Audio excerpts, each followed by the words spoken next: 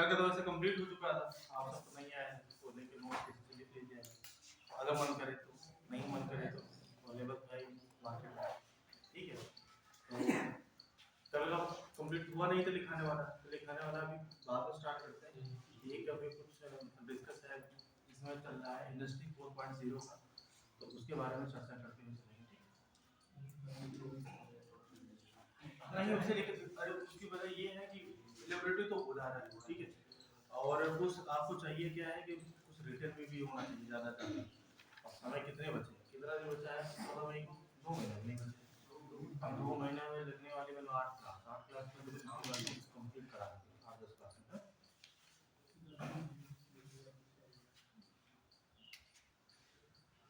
देखो इंडस्ट्री 4.0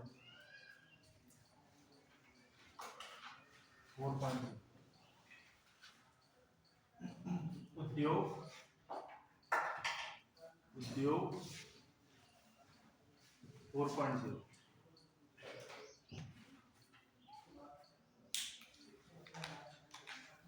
ये मन हटने लगा पढ़ाई में से बीच में से लोगों का कि स्ट्रेंथ इतनी आ रही है। कुछ लोगों ने अपना गोल डिसाइड नहीं किया, मतलब अच्छा ये नहीं मतलब लगभग क्लास में ऐसे स्ट्रेंथ आ रही है कि भी मतलब इस 1 या 2 दिन में बेहतर हो जैसा है, एक दो दिन अच्छा 1-2 दिन बेहतर हो जैसा नहीं, कल से तो ज्यादा ही है, कल तो बहुत ही कम हो गई थी, लोगों को लगा बारिश हो गई, जो दूर वाले तो निकल गए।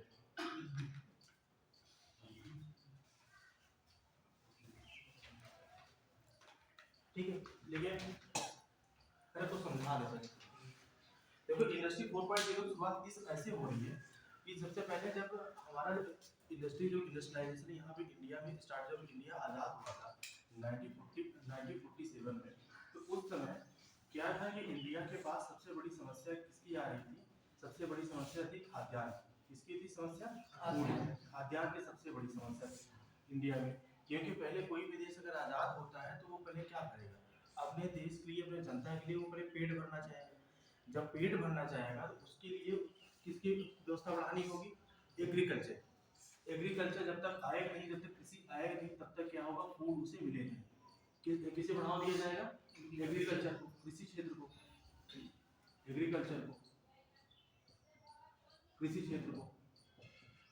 और उसी समय क्या हुआ था, जब विभाजन हो चुका था, विभाजन होने के बाद हमारा 2 सेक्टर, उद्योग के 2 सेक्टर एग्रीकल्चर क्षेत्र से कट चुके थे, और वो दोनों बड़े बड़े क्षेत्र जहाँ पे क्या होता था कि फर्टाइल लैंड भी थी, उनका प्रोडक्शन भी अच्छा होता था कृषि का, और एक साइड क्या था, कॉमर्शियल खेती होती थी जहाँ से किसानों की आय में वृद्धि होती थी, वो 2 सेक्टर कट चुके थे।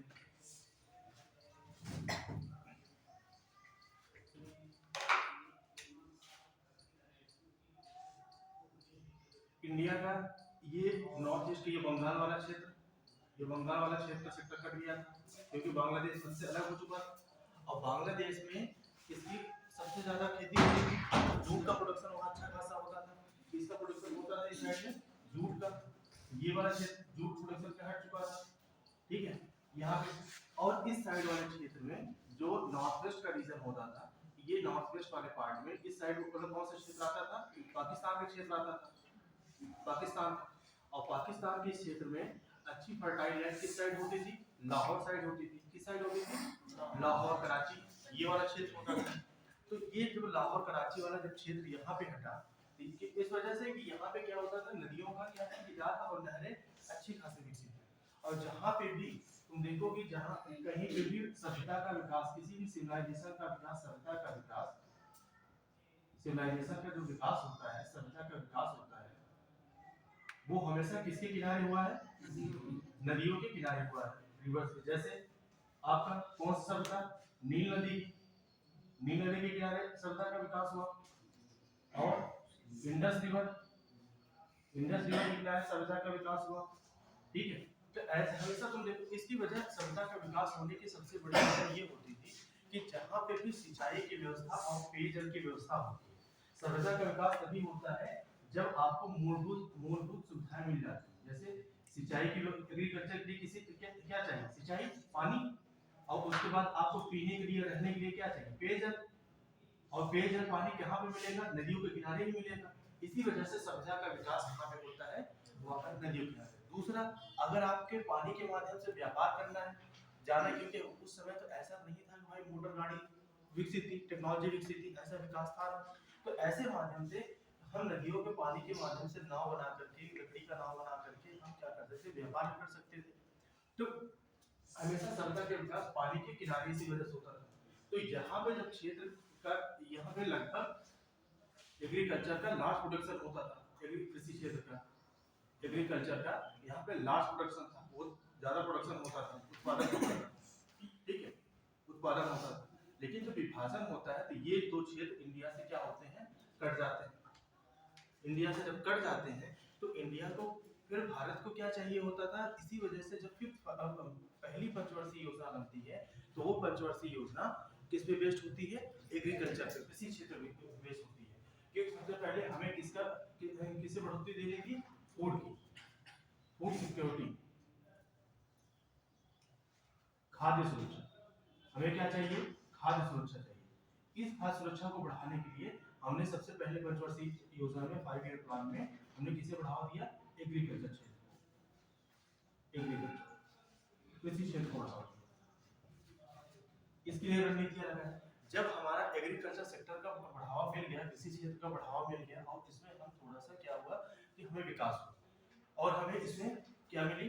अचीवमेंट मिली। अचीवमेंट जब अच्छी खासी मिली तो हमारा एक्सेप्टेशन किसकी तरफ था? क्योंकि यहाँ पे रहने वाले जो लोग थे उनके लिए चलो अब हम खाने की व्यवस्था तो कर दिए हैं। इस पे 5 साल का योजना हम चला चुके हैं। पंचवर्षीय पहले कब स्टार्ट हुई थी? 1951 टू 1956 में। अब हमारा समय आ चुका है और यहाँ पे राज्यों का पुनर्गठन भी हो चुका है 56 में। तो अब राज्यों का पुनर्गठन भी हो चुका है और ये कृषि पे हम यहाँ पे सफलता भी प्राप्त कर चुके हैं। अब हमारे पास दूसरा क्या होगा?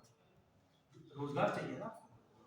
एक तो पहले आपको क्या मिल गया? आप खाने की सुविधाओं का आपको अनुकूल व्यवस्था हो रही है, इस पे गवर्नमेंट काम कर रही है। अब वो काम धीरे धीरे चलना स्टार्ट हो गया।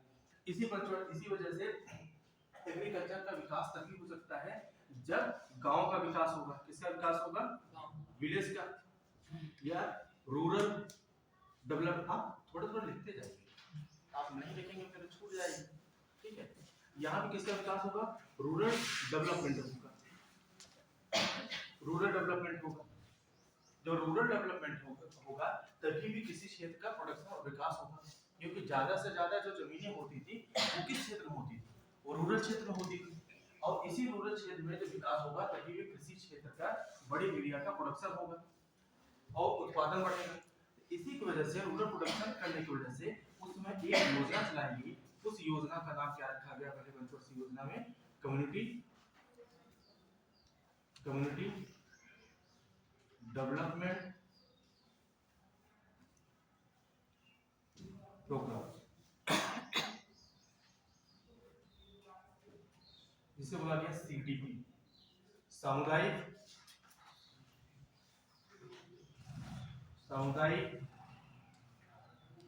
विकास योजना। इसकी शुरुआत कब की गई? 1952।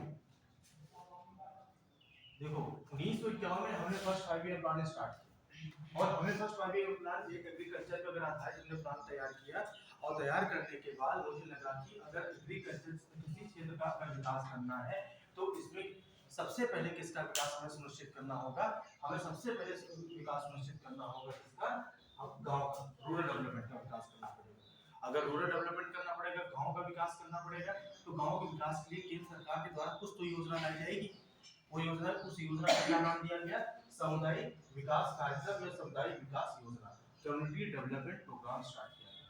अब इसी कम्युनिटी डेवलपमेंट प्रोग्राम को स्टार्ट करने के बाद जिन जिन क्षेत्रों पे सीडीपी प्रोग्राम के तहत हमने विकास नहीं कर पाया, उन क्षेत्रों को कवर करने के लिए एक योजना लाई गई। उस योजना का नाम था राष्ट्रीय प्रसार सेवा, नेशनल एक्सटेंशन सर्विस। और इसी प्रोग्राम के तहत फिर हम किस पे गए? जिन क्षेत्रों पे सीडीपी के तहत हम विकास, गांव का विकास निश्चित नहीं कर पाए थे या वहां पे योजनाएं नहीं लागू कर पाए थे, उन क्षेत्रों पर योजना लागू करने के लिए गवर्नमेंट ऑफ इंडिया के द्वारा, भारत सरकार के द्वारा एक योजना लाई गई। उस योजना का नाम क्या रखा गया? राष्ट्रीय प्रसार सेवा, national extension service, 1953। National extension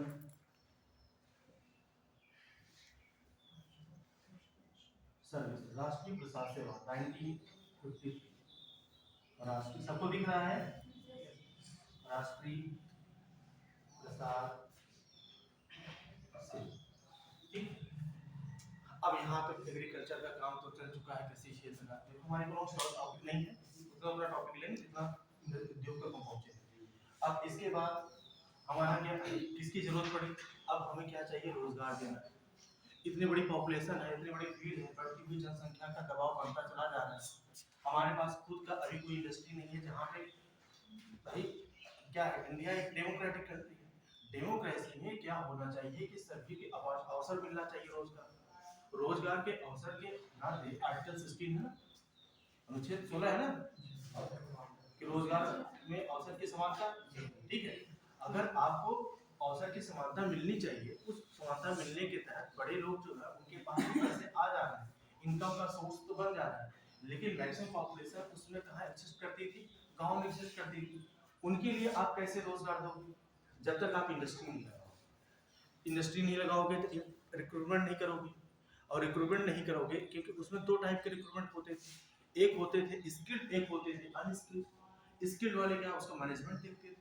unskilled क्या करता था, जो उसके कुछ और भी काम होते थे, साफ करने के या कुछ भी और काम करते, उनके लेवल पे जो काम होता है उस काम में लगाए जाते थे। ये कौन देगा? ये गवर्नमेंट ऑफ इंडिया के द्वारा दिया जाएगा।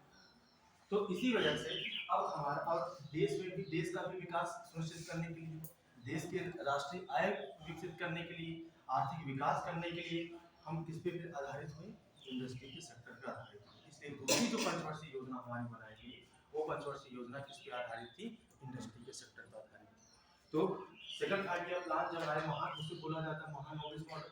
महानवोदित सर बड़े साथी थे, उन्होंने मॉडल बनाया। दूसरा पंचवर्षीय योजना 1956 टू 1961 ये स्टार्ट होती है, और इसी में हम किससे बढ़ावा देते हैं? Heavy industry. किस इंडस्ट्री को बढ़ावा देते हैं? हैवी इंडस्ट्री को बढ़ावा देते हैं, कि इस इंडस्ट्री को बढ़ावा देने से हमारी राष्ट्रीय आय में वृद्धि। अब यहीं से उद्योग में धीरे धीरे प्रचलन स्टार्ट हुआ, और 2021 हमें उतना बताना नहीं है, हमें इंडस्ट्री 4.0 बताना है। तो अब यही उद्योग का धीरे धीरे बढ़ावा देते देते अब हम किसकी तरफ आ गए? इंडस्ट्री 4.0। इंडस्ट्री 4.0 की तरफ इसलिए आना पड़ा हमें कि अब 2011 इंडस्ट्री 4.0 की शुरुआत कब की हुई थी? ये लिख लीजिए 2011, 2011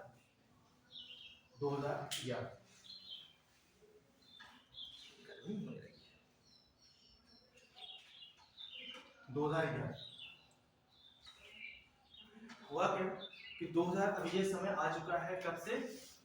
1952 से, देखो 47 कर लो, 1947 एंड 1951 यहाँ से स्टार्ट होता है। 47 में आज़ादी, 1951 में पंचवर्षीय योजना प्लानिंग स्टार्ट हुई।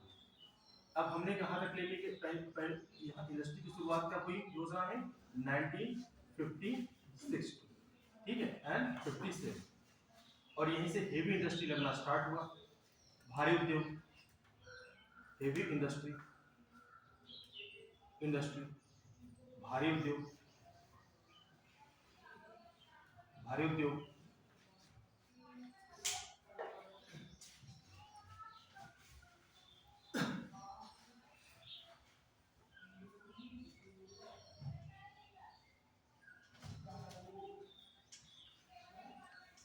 भारी उद्योग। अब यहाँ से हम इंडस्ट्री, यहाँ से अब आगे कहाँ पे? 1980s का दौर आ गया। 1980s के दौर पूरे विश्व में धीरे धीरे साइंस का विकास और प्रौद्योगिकी का विकास होना स्टार्ट हो चुका था। 80 का दौर ऐसा था, 70, 80, 90 का दौर, जब 70 के दौर के बाद से पूरे विश्व में तकनीकी का स्तर का विस्तार होता चला गया। साइंस का मतलब आपका विज्ञान क्षेत्र का विस्तार होता चला गया, और वही तकनीकी और विज्ञान क्षेत्र का जो विस्तार था पूरे विश्व से कहाँ पे लेके आए? क्षण के, चाहे एजुकेशन से, चाहे किसी भी तरीके से, धीरे धीरे किसकी तरफ ये अग्रसर हुआ, भारत में आना स्टार्ट हुआ। भारत में वो दौर कब से है, 90s के बाद से दौर। 90s में जो तकनीकी का और विज्ञान का जो विकास वृद्धि हुई है, तुम देखोगे 1955 के बाद से 1995 के बाद से तेजी से विकास हुआ। तो अब यहाँ पे ये पूरे विश्व में यहाँ पे तकनीकी का विस्तार लगभग हो चुका था। अब यहाँ से धीरे धीरे हम, क्योंकि बीच में अगर तकनीकी विकास ना होता, इंडिया 1966 में कृषि को प्रोडक्शन को अच्छा बढ़ाने के लिए यहाँ पे क्या लाई थी, हरित क्रांति, ग्रीन रेवोल्यूशन लाई, हरित क्रांति। और इसी हरित क्रांति के तहत क्या हुआ था, उन्नत किस्म की हम हाई यील्ड वैरायटीज के हम सीड्स लेके आए, उन्नत किस्म की वैरायटीज के सीड्स लेके आए थे कि जिससे हमारे यहाँ प्रोडक्शन ज्यादा से ज्यादा, किसके लिए, धान और गेहूं के लिए ये ज्यादा कारगर था और क्षेत्रों में ज्यादा कारगर नहीं रहा। और इसी के तहत हमारे यहाँ आधुनिकीकरण स्टार्ट हुआ। कैसे आधुनिकीकरण स्टार्ट हुआ, क्योंकि इसके लिए चाहिए, हरित क्रांति के लिए आपको अच्छी प्लगिंग चाहिए, अच्छी जुताई चाहिए, ठीक है। और अच्छा आपको इस जुताई के लिए क्या चाहिए, मशीनरी की व्यवस्था होनी चाहिए, मशीन चाहिए अच्छी। और ऐसी मशीनरी उत्पादन के लिए आपको क्या चाहिए, इंडस्ट्री चाहिए ना, कोई आदमी जैसे बना नहीं लेगा। इसके साथ इंडस्ट्री के चाहने के साथ साथ इसके लिए आप अगर हाई यील्ड वैरायटीज से आप प्रोडक्शन अच्छा करना चाहते हो, अगर प्रोडक्शन अच्छा यहाँ करना चाहते हो, उत्पादन करना चाहते हो, इस प्रोडक्शन के लिए आपको क्या क्या चाहिए, यहाँ पे फर्टिलाइजर चाहिए, उर्वरक, अगर उर्वरक चाहिए तो उर्वरक के लिए क्या होना चाहिए, उर्वरक का प्रोडक्शन तो ऐसे हो नहीं जाएगा, इसके लिए क्या चाहिए, उद्योग की व्यवस्था होनी चाहिए, उर्वरक से संबंधित उद्योग होने चाहिए। और किसकी व्यवस्था चाहिए, मशीनरी तंत्र की, मशीनरी सिस्टम की। और मशीनरी तंत्र का विकास तभी होगा जब तक इससे संबंधित आप उद्योग नहीं लगाएंगे, इसके लिए उद्योग की व्यवस्था की जाएगी, ठीक है। प्रोडक्शन तो उत्पादन, उन्नत किस्म के बीज,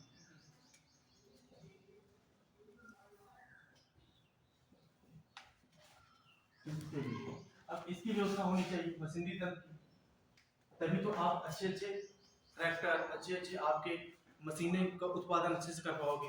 तो इसकी वजह से क्या हुआ कि इंडिया में भी धीरे धीरे अब तकनीकी और साइंस के क्षेत्र में विकास होने लगा था, उद्योग के क्षेत्र में। लेकिन अभी भी हमारा जो उद्योग था पूरी तरह से टेक्नोलॉजी और साइंस के क्षेत्र में आगे नहीं था। लेकिन 1980 के बाद से लगभग जो देशों में ये तकनीकी का लगभग विकास हो चुका था, और इंडिया में 1995 के बाद से 1995 या 1996 से इंटरनेट का विकास होता है, इंटरनेट का लगभग, ठीक है। फिर इसी के बढ़ते हुए क्रम में हम कहाँ पे आ चुके हैं, 2011। अब यहाँ तुम देख रहे हो, यहाँ पे पॉपुलेशन हमारी 2001 में पॉपुलेशन कितनी हो चुकी थी, 100 करोड़। अब देख लो यहाँ लगभग 1951 में अप्रोक्सीमेट 36 करोड़, अभी तक एग्जैक्ट डाटा याद नहीं है, लेकिन अप्रोक्सीमेट लगभग 36 करोड़, अप्रोक्सीमेट यहाँ लगभग 36 करोड़। यहाँ पे आप देख लो, यहाँ पे कितना हो चुकी 2001 में 100 करोड़, और 11 कितनी हो गई है 1.25, मतलब 125 करोड़, 125। अब तुम देखो यहाँ पे 36 करोड़ की पॉपुलेशन होती है, और 1951 के बाद से 2011 तक कितनी पॉपुलेशन है यहाँ पे बढ़ी हुई, लगभग आपकी पॉपुलेशन बढ़ी है 80, 85, 89 के करीब बढ़ी है, ठीक है। डिफरेंस निकाल लीजिएगा, लगभग 89 करोड़ की पॉपुलेशन यहाँ से बढ़ी है, ठीक है। इतनी पॉपुलेशन का दबाव उसी सेम लैंड में, यहाँ से यहाँ के बीच में भू स्तर का विकास हुआ क्या, इंडिया का कोई विकास हुआ वो स्तर का नहीं हुआ, वही सेम स्तर है और सेम जमीन है उसी पे, लेकिन यहाँ किसका दबाव बढ़ता चला गया, यहाँ तक पॉपुलेशन का दबाव बढ़ता चला। अब पॉपुलेशन के दबाव के साथ साथ अगर आपको आगे बढ़ना है तो आपको क्या चाहिए, आपको अच्छी तकनीकी का विकास चाहिए, स्मार्ट टाइप के आपको क्या चाहिए है, इंडस्ट्री का विकास होना चाहिए। अब लेबर इंडस्ट्री पे ज्यादा फोकस नहीं, अब स्मार्ट रूप से कैसे अपनी इंडस्ट्री को बढ़ाते हैं, उद्योग को बढ़ाते हैं। इसी वजह से योजना लाई गई 2011 में इंडस्ट्री 4.0, इंडस्ट्री 4.0। अब वो समय आ चुका था जब यहाँ पे इंटरनेट का प्रॉपर विकास हो चुका था। इसका विकास हो चुका था, इंटरनेट का 4th जनरेशन का विकास देशों में हो चुका था, और इंडिया में कौन सा जनरेशन चल रहा था, 3G आने वाला था, 3G आने वाला, थर्ड जनरेशन। और यहाँ पे थर्ड जनरेशन का विकास इंडिया में धीरे हो चुका था, इंटरनेट का विकास हो चुका था, जिसकी वजह से हम यहाँ पे स्मार्ट इंडस्ट्री का विकास करने की तरफ इच्छुक हुए। स्मार्ट उद्योग, इसे हिंदी देवनागरी में लिख लेना, स्मार्ट उद्योग, स्मार्ट उद्योग का विकास करने के लिए इच्छुक हुए। और इसी स्मार्ट उद्योग को बढ़ाने के लिए इंडिया में किसके लिए क्या लाया गया, इंडस्ट्री 4.0। अब देख लीजिए इंडस्ट्री 4.0 समझ में आ गया इतना, इरेज करें। आप जैसे हम बनाते रहते हैं, ऐसे मतलब आप मैप डायग्राम बनाते बनाते लिखते रहिएगा, तो आपको मजा आएगा बाद में पढ़ने का।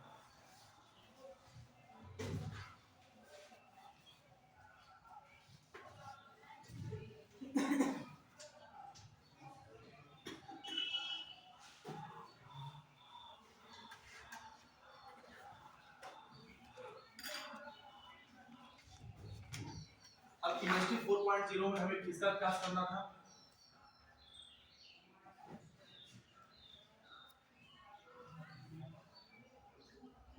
हमें यहाँ क्या विकास करना था, इंडिया को एक एक्सपोर्टर कंट्री बननी थी, एक्सपोर्टर कंट्री, निर्यातक देश।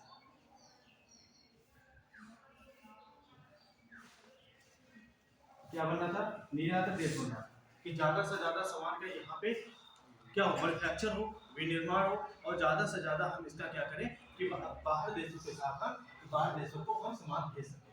और ऐसे सामान कैसे होने चाहिए, रिलायबल होने चाहिए, मतलब ऐसे सामानों की ट्रस्ट वैल्यू और उसकी कैपेसिटी अच्छी होनी चाहिए। इसके लिए कैपेसिटी और ऐसे सामान कैपेसिटी अच्छी होने के साथ साथ तकनीकी रूप से सच्चा हो। इसी वजह से इंडस्ट्री 4.0 में इसका विकास पे आधारित किया गया IoT।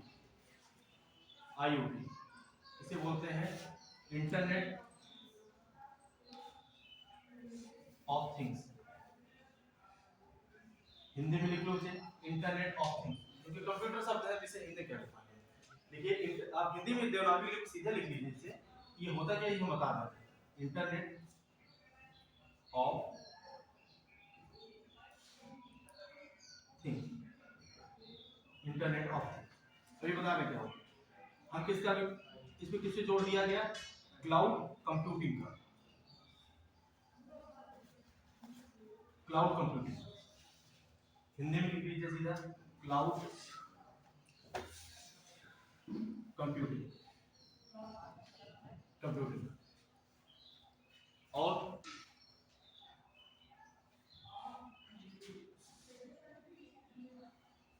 Smart technology,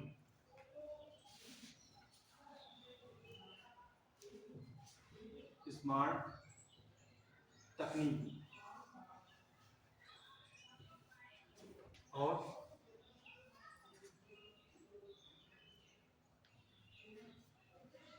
agriculture, agriculture क्षेत्र में तकनीकी का विकास, टेक्नोलॉजी का विकास, और प्लस साइंस। एग्रीकल्चर कृषि क्षेत्र में, कृषि क्षेत्र में तकनीकी का विकास और विज्ञान का विकास, या विज्ञान प्रौद्योगिकी का विकास।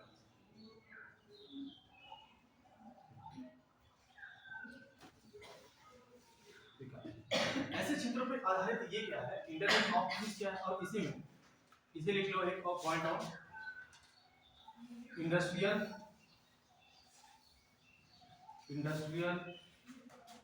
इंटरनेट ऑफ थिंग्स, मतलब उद्योग इंटरनेट ऑफ IIT। ये है क्या, इंटरनेट ऑफ थिंग्स मतलब किसी भी तकनीकी का विकास करके उसे स्मार्ट रूप से बनाना। जैसे इंटरनेट ऑफ थिंग्स मतलब जैसे आप एक्सीलरेटर करते हो ना, एलिवेटर जो चलती है अपने आप, जो सीढ़ियाँ चलती है ना, एक्सीलरेटर वाली जो सीढ़ी चलती है, ये क्या है, इंटरनेट ऑफ थिंग्स। जैसे कोई भी चीज आप सेंसिंग करते हो, जैसे मान लो कोई दरवाजा लगा हुआ है, आप जाते हो, वो आपको सेंसर से आपको सेंस करती है, फिर दरवाजा अपने आप क्या होता है, खुल जाता है। ये क्या है, इंटरनेट ऑफ थिंग्स। ठीक है, अगर आप स्मार्ट टीवी देखते हो, आजकल के टीवी देखो कन्वर्ट हो गए स्मार्ट टीवी बन रही है, अपने आप चलती है, रिमोट सेंसिंग चलती है। ये क्या है, इंटरनेट ऑफ थिंग्स। कि जो चीज, ऐसी चीजें जो स्मार्ट रूप से, तकनीकी रूप से ज्यादा सक्षम हो, वो क्या होती है, इंटरनेट ऑफ थिंग्स है। तो अब ऐसी इंडस्ट्रियों का विकास करना था। तुम देखोगे कि 2011 के बाद से इस टाइप के जो टीवी का विकास हो रहा है इंडिया में, वो ज्यादा तेजी से हो। 2011 देखो सैमसंग टीवी आना स्टार्ट हुई, फिर इसके बाद एमआई टीवी आना स्टार्ट हुई। तो इंटरनेट ऑफ थिंग्स का विकास पे ज्यादा जोर इसलिए दिया गया क्योंकि इस समय जो पूरे विश्व की जो मांग हो रही थी, वो इसी पे आधारित क्या हो रही थी, फोकस हो रही थी, कन्वर्ट हो रही थी। तो कन्वर्ट हो रही थी, इंडिया में भी किसकी जरूरत पड़ी, इस स्मार्ट इंडस्ट्री तकनीकी की आवश्यकता पड़ी। इसी वजह से अब यहाँ पे अभी तक तो हम मैन्युफैक्चरिंग सेक्टर बढ़ा रहे हैं, हम किसके सेक्टर, एग्रीकल्चर सेक्टर बढ़ा रहे हैं, बढ़ा तो रहे हो आप, लेकिन अब कैसे बढ़ा रहे हो, बस इंडस्ट्री 4.0 में ये काम किया गया कि इसमें क्या ऐड कर दिया गया, आर्टिफिशियल इंटेलिजेंस को ऐड कर दिया गया, इसमें मतलब कृत्रिम बुद्धिमत्ता को ऐड किया गया, इसमें तकनीकी रूप से इंटरनेट ऑफ थिंग्स को ऐड कर दिया गया। तो यही इंडस्ट्री 4.0 है, जिसमें प्रौद्योगिकी और तकनीकी का जो विकास का नया वर्जन पेश किया गया, अपडेटेड वर्जन पेश किया गया, यही क्या होता है, इंडस्ट्री 4.0। क्योंकि इसी में क्या, किसका हम यूज किया गया, आर्टिफिशियल इंटेलिजेंस का, एआई का। एआई क्या है, कृत्रिम बुद्धिमत्ता।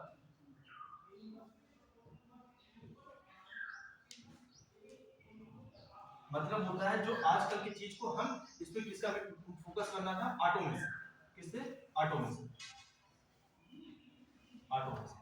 तुम देखते हो आजकल की गाड़ियां क्या हो रही है, ऑटोमेटिक आ रही है, कि आप उन्हें एक गियर पे लगा दो, और या गियर पे ना लगाओ, उन्हें ऑटोमेशन के मोड पे लगा दो और आप हैंडल छोड़ दो, वो अपने आप से चीजों को सेंसिंग करते हुए अपने हिसाब से वो क्या करेंगे, रन करेंगे। तो ये क्या है, ये किसका उदाहरण है, ऑटोमेशन का, एआई का।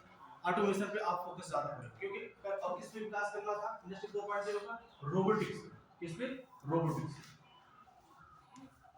रोबोटिक्स, रोबोट, रोबोटिक्स,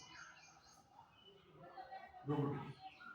कि बहुत से ऐसे काम होते हैं जिस काम में क्या होता है कि मानव, ह्यूमन सहायता अवेलेबल नहीं हो। जैसे मान लो कि रोबोट का हम ऐसा विकास कर दें कि कल का अगर डिजास्टर हो रहा है या डिसीज फैल रहा है, उस डिसीज में ह्यूमन के ऊपर इम्पैक्ट पड़ेगा वायरस का, लेकिन रोबोट के ऊपर वायरस का इम्पैक्ट पड़ेगा नहीं। तो ऐसी चीजों का हम विकास कर दे कि जहां पर इन चीजों को हम लगाया जा सके। अब इस पे विकास चल रहा है, अब ऐसा नहीं है कि इस पे कार्य बंद हो चुका है, इसलिए इंडस्ट्री 4.0 भी चली, 5.0 नहीं आई, 4.0 अभी तक विकास चल रहा है। अब हम किस पे, रोबोटिक्स पे विकास कर रहे हैं। बहुत सी ऐसी चीजें हैं जहाँ पे मानवीय सहायता वहां नहीं पहुंचाई सकती है। मान लो कि पहाड़ों के ऐसे क्षेत्र पे है जिस क्षेत्र पे मानव को जाना बहुत मुश्किल है, या तो उनका सर्वाइवल खत्म हो जाएगा, या तो मार दिया जाएंगे, या तो खुद मर जाएंगे। तो ऐसे क्षेत्रों पे किसे लगाया जा सकता है, रोबोट यूज किया जा सकता है। ठीक है, और अगर विश्व की अगर इसमें बढ़ती हुई मांग के अकॉर्डिंग अगर उन्हें स्मार्ट चीजें जल्दी चाहिए, सेंसिंग ज्यादा चाहिए, तो हम किसका विकास करेंगे, आईओटी का। क्लाउड कंप्यूटिंग, क्लाउड कंप्यूटिंग क्या होता है कि जैसे कोई भी चीज क्या होता है कि जब आप इंटरनेट ऑन करते हैं, तो इंटरनेट ऑन करने के बाद सारी चीजें क्या होती है, जैसे एक सर्वर पर उपलब्ध होती हैं, और उसी, ये एक प्रकार का क्या होता है कि स्टोरेज है। क्लाउड कंप्यूटर क्या है, एक प्रकार का स्टोरेज है। उस स्टोरेज से, कंप्यूटर की सहायता से, इंटरनेट की सहायता से आप उससे क्या करते हो, इंफॉर्मेशन लेते हो। जैसे गूगल ऐप, जैसे क्या है गूगल ऐप, गूगल ऐप का आप गूगल ऐप को क्लिक करते हो, इंटरनेट चलता है, कोई भी चीज आप उस पर टाइप करते हो, वो चीज आपके सामने आ जाती है। तो इंफॉर्मेशन कहाँ से आती है, एक कोई क्लाउड टाइप का बनाया गया होगा, सर्वर बनाया गया होगा, और यहाँ यहाँ पे सारी इंफॉर्मेशन क्या होंगी, स्टोर होंगे। जब आप इंटरनेट स्टार्ट करते हो, तो यहाँ का कनेक्शन किससे स्टार्ट हो जाता है, इस सिस्टम में जहाँ पे गूगल ऐप है। अब यहाँ कोई भी इंफॉर्मेशन आप ऊपर क्लिक करके डालोगे, तो यहाँ से इंफॉर्मेशन आपको पता चल जाती है।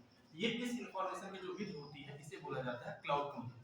ठीक है, कि अपने कंप्यूटिंग सिस्टम का यूज करके, कंप्यूटर सिस्टम का रिसोर्सेज का यूज करके किसी भी इंफॉर्मेशन को प्राप्त करना, कहाँ से, स्टोरेज। ये एक प्रकार का क्या है, भंडारण, स्टोर है। यहाँ पे सारी इंफॉर्मेशन, सारी सूचनाएं स्टोर है, और यहाँ से आप गूगल ऐप काम करते हो, यहाँ से खोल लेते हो, इंफॉर्मेशन प्राप्त करते हैं। यही होता है क्लाउड कंप्यूटिंग। ज्यादा से ज्यादा, क्योंकि इसमें क्या होता है कि आपके लिए एक लिमिटेड स्टोरेज होगा। जैसे किसी भी शरीर के पेट में एक लिमिटेड स्टोरेज होता है, एक लिमिट तक आप खाना खा सकते हैं, लेकिन जिसे खाना को लगातार देने के लिए एक और स्टोर बनाते हो, उसका नाम रख देते हो फ्रिज। एक हिसाब से समझो, अपने घर में क्या करते हो कि आपको फिर से वर्क ना करना पड़े खाना बनाने के लिए, सिर्फ उससे नॉर्मली क्या करें, हल्का गर्म करके फिर खा लें। तो या दूध है, वो भी फटने के चांस है, तो अपनी स्टोरेज के लिए क्या करते हो, फ्रिज में रखते हो। तो समझो कि फ्रिज एक क्या क्लाउड कंप्यूटिंग है, और अपने इंफॉर्मेशन, अपने सोर्सेज के लिए आपको अपने सिस्टम में क्या चाहिए, इंटरनेट चाहिए। इंटरनेट क्या करेगा, उससे संबंध स्थापित करेगा और वहां से इंफॉर्मेशन लेगा, वो आपको दे देगा। यही होता है क्लाउड। इसलिए ज्यादा से ज्यादा इसका यूज देखो अब किया जा रहा है, इसी वजह से इंटरनेट के माध्यम से बहुत तेजी से सूचनाओं का प्रवाह हो रहा है। दूसरा, डेटा एनालिसिस का काम करना, कि जितना से ज्यादा आप डेटा को किसी भी एनालिसिस कर पाओगे, उतना अच्छा से अच्छा आप क्या कर पाओगे, मैनेजमेंट कर पाओगे, प्रबंधन कर पाओगे। जैसे मान लो यहाँ पे आप 40 लोग, ठीक है, किसी भी क्षेत्र में क्या है 40 लोग। अब 40 लोग को यहाँ पे हम किसी इनकम का डिस्ट्रीब्यूशन करना है, इनकम का। अब यही 40 लोग को अगर हम यहाँ पे डेटा एनालिसिस नहीं ना कर पाए कि कौन कितने घंटे पढ़ा है, कितने मिनट, अगर हमें यहाँ पे पैसे का डिस्ट्रीब्यूशन करना हो पर आवर हिसाब से, ठीक है। अब यहाँ पे पर आवर हिसाब से अगर डिस्ट्रीब्यूशन करना है तो 40 लोगों को हमें काउंट करना पड़ेगा, कौन कितने घंटे पढ़ा है, कोई 2 घंटे, कोई 1 घंटे, कोई 5 मिनट, कोई 7 मिनट। इस हिसाब से हम डेटा को क्या करेंगे, एनालिसिस करेंगे। एनालिसिस करने के बाद हम पैसे क्या करेंगे, डिस्ट्रीब्यूट करेंगे। तो ऐसे 40 डेटा है, और लाखों करोड़ों, दसों करोड़ों या 100 करोड़ में डेटा फैला हुआ है। ऐसे डेटा के एनालिसिस करने के लिए आपके पास क्या होना चाहिए, टूल्स होने चाहिए, कोई उपकरण, कोई विधि होगी। ऐसे उपकरणों का विकास करने के लिए इंडस्ट्री 4.0 का विकास किया।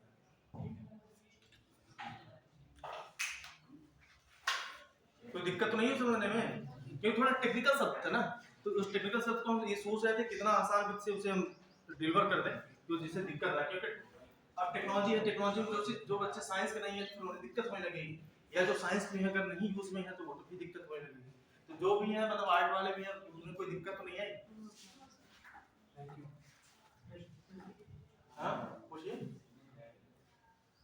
चैट जीपीटी ये सिस्टम है, हाँ चैट जीपीटी, हाँ सब सारी चीज, जैसे इसमें चल रहा, टेलीग्राम चला रहे हो, शेयर चला रहे हो, ठीक है, मैसेंजर चला रहे हो, तो वही तभी जितना तेजी से फ्लुएंसी रूप से आप कर पा रहे हो, नहीं कैसे करते हो। अब यही स्टोरेज में प्रॉब्लम आ जाती है, देखो अपने आप इंटरनेट बाधित हो जाता है, इंफॉर्मेशन आपको कहां मिल पाती है, मिल नहीं पाती।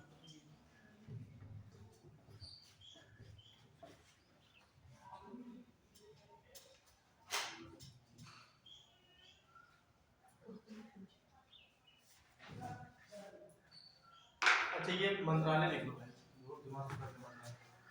इसमें 2 मंत्रालय हैं, एक इलेक्ट्रॉनिक का है, एक उद्योग मंत्रालय।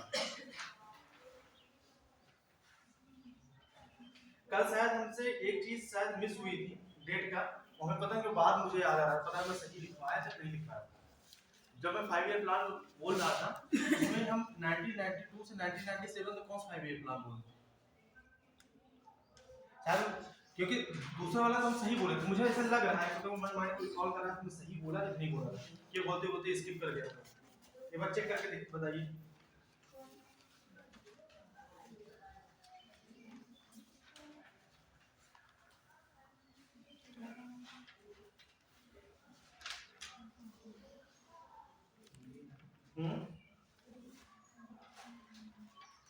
क्या हुआ? अच्छा ठीक है, उसे चेक कर लीजिएगा, अगर पता कोई लिखा हो तो। मुझे पता कैसे लग रहा है कि मैंने 1992 से 1997 8th 5 ईयर प्लान बता दिया, शायद मुझे माइंड में से आ रहा है। एक बार चेक कर लीजिएगा क्या लिखा था, तो फिर चेक करके बताइएगा। 8 नहीं, उसे 9th बोल दिया, 8 की जगह। एक बार चेक कर लीजिएगा, शायद सही लिखा है, मुझे इतना याद नहीं, क्योंकि मुझे माइंड में से लग रहा था कि शायद मैंने, ठीक है, एक बार चेक कर देखिए आगे। हाँ इंडस्ट्री 4.0 में एक चीज और ऐड कर दो, फिगर लिखने के बाद साइबर, ठीक है, साइबर स्पेस, साइबर स्पेस, इसकी बात की जा रही है इंडस्ट्री 4.0 बढ़ाने की, साइबर स्पेस और 5G नेटवर्क, 5G नेटवर्क, क्योंकि जितना बढ़िया नेटवर्क सिस्टम रहेगा उतना ही बढ़िया आपको इंफॉर्मेशन और डेटा का एनालिसिस हो पाएगा, ठीक है।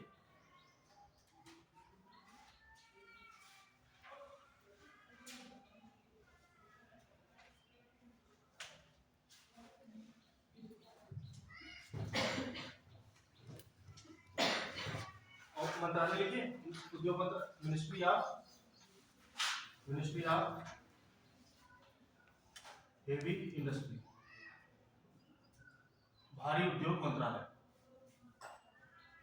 भारी उद्योग मंत्रालय। बस ये हो गया। आगे लिखिए। अब कितना टाइम बचा है? अभी है ना? ठीक ठीक ठीक, क्योंकि कल को छूटा हुआ था ना, यूनिसेफ भी छूटा हुआ है और कल का वर्ल्ड बैंक भी छूटा हुआ है, इसे एक्सप्लेन थोड़ा ये नहीं है। हाँ, आगे लिखिए। अब पॉइंट में लिखते चलिए। सरस आजीविका मेला, क्योंकि इसमें बहुत चीजें समझानी है। सरस आजीविका मेला, सरस आजीविका मेला कहाँ पे मनाया जा रहा है? जम्मू एंड कश्मीर में। सरस आजीविका मेला जम्मू एंड कश्मीर, जम्मू एंड कश्मीर। ये किस मंत्रालय के तहत है? ग्रामीण विकास मंत्रालय, ग्रामीण विकास मंत्रालय के तहत के द्वारा, ग्रामीण विकास मंत्रालय के द्वारा सरस आजीविका मेला जम्मू कश्मीर मनाया जा रहा है। इसमें क्या सरस आजीविका मेला क्या है? सरस आजीविका मेला ये है कि जितनी भी स्वयं सहायता समूह, ये सरस आजीविका मेला है ना, सरस आजीविका मेला। आजीविका से आपको एक चीज समझ में आ रही है कि लिवलीहुड की बात की जा रही है, उनके आजीविका के बारे में बात की जा रही है। तो सरस आजीविका मेला जो हो रहा है, ये क्या हो रहा है कि जो स्वयं सहायता समूह वाली महिलाएं होती हैं, स्वयं सहायता समूह वाली जो महिलाएं हैं, सेल्फ हेल्प ग्रुप जो वुमेन्स है, और रूरल वुमेन्स, ग्रामीण महिलाएं, इन्हें यहाँ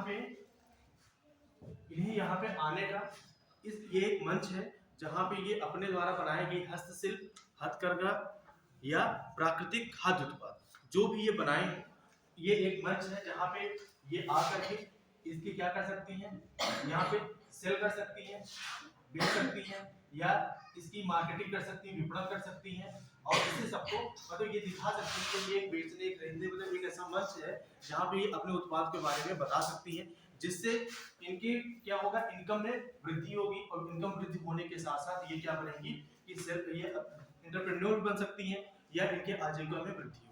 इसी वजह से ये सरस आजीविका मेला का आयोजन किया जा रहा है वहाँ पे जम्मू कश्मीर।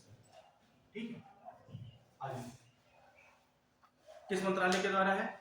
ये ग्रामीण। अब इससे भूलेंगे इसलिए नहीं क्योंकि ये जो स्वयं सहायता समूह महिलाएं हैं और ग्रामीण महिलाएं हैं, इससे तुरंत रिलेट कर लोगे कि किस मंत्रालय द्वारा चलाया जा रहा है? ग्रामीण। ठीक है, आगे लिखिए। अभी राज्यपालों की नियुक्ति की गई है, इसमें कितने राज्यपाल नियुक्त की गई, ये नंबर पूछ सकता है पीसीएस एग्जाम में, यूपीएससी नहीं पूछेगा। देखिए 13 नए राज्यपालों की नियुक्ति की गई।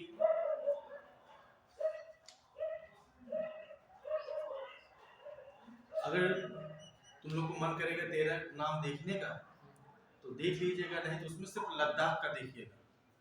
ठीक है, लद्दाख या तो हम लिखवा दे रहे हैं। लद्दाख में उपराज्यपाल बनाए गए हैं डॉक्टर बीडी मिश्रा, क्योंकि ये यूपी बना हुआ है तो ये शायद पूछ सकता है क्वेश्चन में, डॉक्टर बीडी मिश्रा।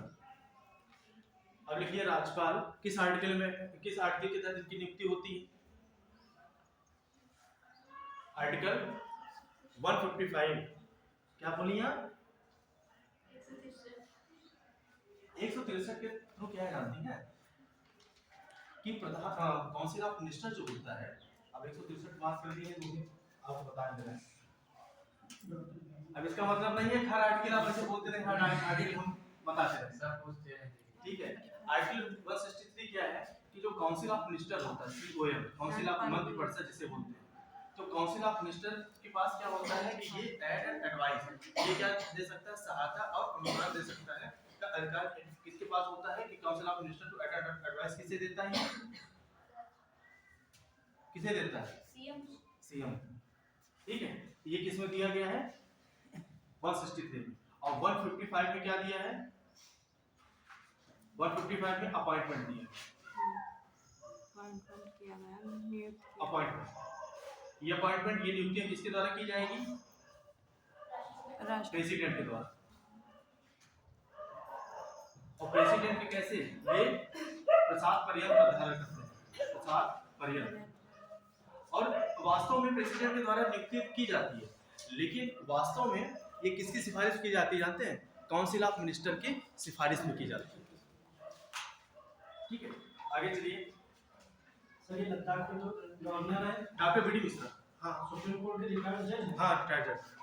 अब ये लिखवाना जरूरी है हमारे, हमने पढ़ा था कंफर्म। हाँ सुप्रीम कोर्ट रिटायर्ड जज हैं। सर ये लेफ्टिनेंट वाले गवर्नर होते हैं, इनमें क्या लिखा है? अरे बता दें, अभी आगे चलिए। ये देखिए दूसरे के टॉपिक कहाँ जाते हैं, इसलिए हम छोड़कर भागते हैं, अब ये टॉपिक जाते हैं। अब मैम का है, मैम देखो गड़बड़ ना करिए, अब लिए क्या चलते हैं बताते हैं। अब कल ऐसे हिस्ट्री में चले गए वो, ठीक है। चलिए आगे। विश्व की नंबर 1 सहकारी संस्था इफ्को अब किसका प्रोडक्शन कर रही है? Nano urea. सहकारी संस्था इफ्को अब अतिरिक्त नैनो यूरिया प्लांट कहाँ पे लगाई है? अरे बता रहे हैं, वो तो कलोल में लगी, कलोल के अलावा से अतिरिक्त वर्ड लिखवा दिया है गुजरात की ओर। अतिरिक्त नैनो यूरिया प्लांट लगाई है फूलपुर और आंवला में। फूलपुर और आंवला में। आंवला कहाँ पे है? अब पहले से यहाँ पे इफ्को का प्लांट है फर्टिलाइजर का, आंवला है बरेली में। और फूलपुर कहाँ पे है? हाँ प्रयागराज। दो जगह नैनो यूरिया का प्लांट लगा है इफ्को के द्वारा। ये विश्व की सबसे बड़ी सहकारी संस्था है। अब लिखिए कोऑपरेटिव सोसाइटी सहकारी संस्था किस अमेंडमेंट के तहत लाया गया? 97 कॉन्स्टिट्यूशनल अमेंडमेंट एक्ट, 97 संविधान संशोधन अधिनियम 2011 के तहत। जो आपकी कोऑपरेटिव ये सहकारी संस्था है, ये किस अधिनियम के तहत आई है? ये है 97 संविधान संशोधन अधिनियम 2011। 97 कॉन्स्टिट्यूशनल अमेंडमेंट एक्ट 2011, इसके तहत क्या आया है? कोऑपरेटिव सोसाइटी आई है। कोऑपरेटिव सोसाइटी किसमें, किस भाग में है? 9B। बी कौन सा भाग है? 9B। थोड़ा इंफॉर्मेशन देते चलते हैं, एकदम उसमें जाने का मतलब हो गया फिर दूसरे सब्जेक्ट में जाना, ठीक है। अब आगे लिखिए। हरित बॉन्ड जारी करने वाला, हरित बॉन्ड अभी बता रहे हैं ग्रीन बॉन्ड होता है। हरित बॉन्ड जारी करने वाला पहला नगर निकाय या नगर निगम। नगर निकाय के अंदर जो होता है, जो आपके टाउनशिप बॉडी होती है, उसके अंदर आता है क्या? नगर निगम आता है। नगर निगम क्या होता है? अभी तक यूपी में कितने नगर निगम? 17 क्योंकि 17वां शाहजहांपुर बना है, 17 ही, ठीक है। तो पहला हरित बॉन्ड जारी करने वाला कौन सा नगर निकाय है? इंदौर। इंदौर। ये जो ग्रीन बॉन्ड इसे क्यों बोला जाता है? ग्रीन, ये वर्ड बोला गया ना ग्रीन, ये ग्रीन क्यों बोला गया? ग्रीन बॉन्ड जारी करके ये क्या करते हैं कि फंडिंग कराते हैं। इस बॉन्ड के तहत गवर्नमेंट क्या करती है, कोई भी संस्था, कोई भी संगठन जो बॉन्ड जारी करती है तो डायरेक्ट आपके से पैसा नहीं लेगी, एक बॉन्ड जारी करेगी कि बॉन्ड के द्वारा आप क्या करोगे? उस बॉन्ड में इन्वेस्ट करोगे। क्या करोगे? इन्वेस्ट करोगे। और इन्वेस्ट करके इस बॉन्ड में यहाँ से ये क्या लेंगे? ये फंडिंग लेंगे। फंडिंग मतलब वित्त पोषण। इसका कुछ हिंदी का कुछ ज्यादा हिंदी का, ठीक है। फंडिंग, इसकी फंडिंग कराएंगे, वित्त पोषण कराएंगे, ठीक है। किसी कोई भी संगठन होगा, मान लो ये क्या संगठन है? ये मान लो इंदौर है ना, इंदौर का ये क्या है? नगर निगम है, ठीक है। नगर निगम क्या जारी की? ग्रीन बॉन्ड जारी, एक बॉन्ड जारी किया। अभी ग्रीन छोड़े रहो, इसे ग्रीन क्यों बोला, क्या बता रहा है। एक बॉन्ड जारी किया कि डायरेक्ट पैसा आपसे नहीं देगी, एक बॉन्ड जारी किया। इस बॉन्ड में सबके द्वारा, किसी के द्वारा क्या किया गया? इन्वेस्टमेंट किया गया, पैसा लगा दिया गया, और इससे क्या हुआ? वित्त पोषण हुआ। अब इस पैसों को अगर इस पैसों को अगर हम पर्यावरण में इन्वायरमेंट के लिए पर्यावरण के लिए के सुरक्षा के लिए यूज करते हैं, पेयजल के लिए, पर्यावरण में पेयजल आ जाएगा, पानी आ जाएगा, सीवेज आ जाएगा, कि भाई सीवेज की सुविधा अच्छा करो, ठीक है। और क्या करोगे, अपने सस्टेनेबल मतलब आपके एसडीजी 12 में सस्टेनेबल डेवलपमेंट गोल्स 12 में दिया गया है कि कैसे शहर का विकास किया जाए, सस्टेनेबल सिटी का डेवलपमेंट किया जाए। सस्टेनेबल सिटी का डेवलपमेंट मतलब क्या हुआ, सतत शहर का डेवलपमेंट का मतलब क्या हुआ, सतत शहर का डेवलपमेंट मतलब ये हुआ कि आप ऐसा विकास करिए कि आज की भी जरूरत कंप्लीट हो जाए। उसमें बोला ना एसडीजी सस्टेनेबल डेवलपमेंट गोल्स 12 में क्या दिया गया है आपका, सस्टेनेबल सिटी डेवलपमेंट मतलब ऐसे शहर का विकास हो जो सतत, अब इसका मतलब क्या हुआ कि सतत का मतलब कि आज की आवश्यकताओं को ध्यान में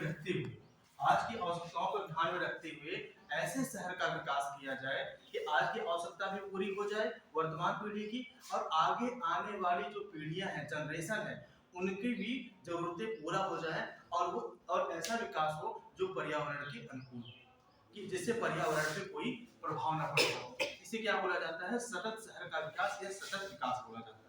तो ऐसे क्षेत्र में सतत के साथ जो भी शब्द लगेगा सेम वही चीज होगा, चाहे सस्टेनेबल एग्रीकल्चर की बात की जाए, सस्टेनेबल आपके कोई भी इकोनॉमिक डेवलपमेंट की बात की जाए, या सस्टेनेबल सिटी की बात की जाए, सब में यही होगा कि आज के आवश्यकताओं को ध्यान में रखते हुए आज के लिए जो विकास किया जा रहा है वो आगे आने वाली पीढ़ियों के लिए भी आवश्यकताओं को ध्यान में रखते हुए किया जाए, जिससे कि पर्यावरण पे कोई भी प्रतिकूल प्रभाव न पड़े, अनुकूल प्रभाव चले, जिसकी वजह से ह्यूमन और एनवायरनमेंट में एक सामंजस्य स्थापित रहे, जिसकी वजह से क्या होना चाहिए कि ह्यूमन मतलब मानव और एनवायरनमेंट पर्यावरण में एक सामंजस्य की स्थिति बनी चले रहे, सामंजस्य एक कोऑर्डिनेशन बना रहे।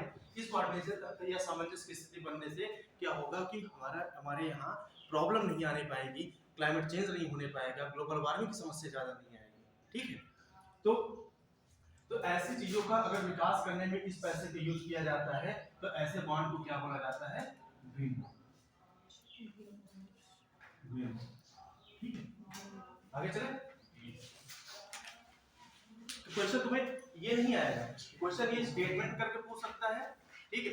क्या हो कोई दिक्कत है, अरे मतलब फूट रहा है, ऐसी चीजों का क्या होता है कि स्टेटमेंट करके पूछ सकता है, और या तो सीधा पूछेगा कि किस नगर निगम के द्वारा अभी हरित बॉन्ड जारी किया गया है, ठीक। आगे चलिए,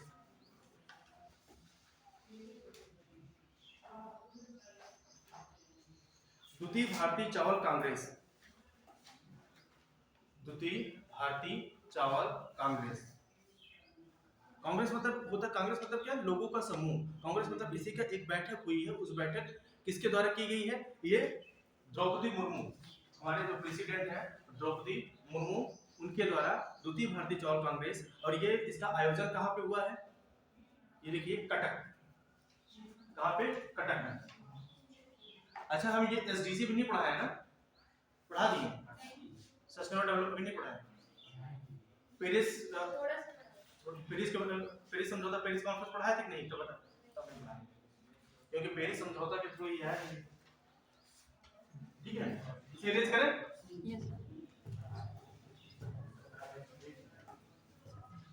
द्वितीय भारतीय चावल कांग्रेस कहाँ पे हुआ है, कटक में।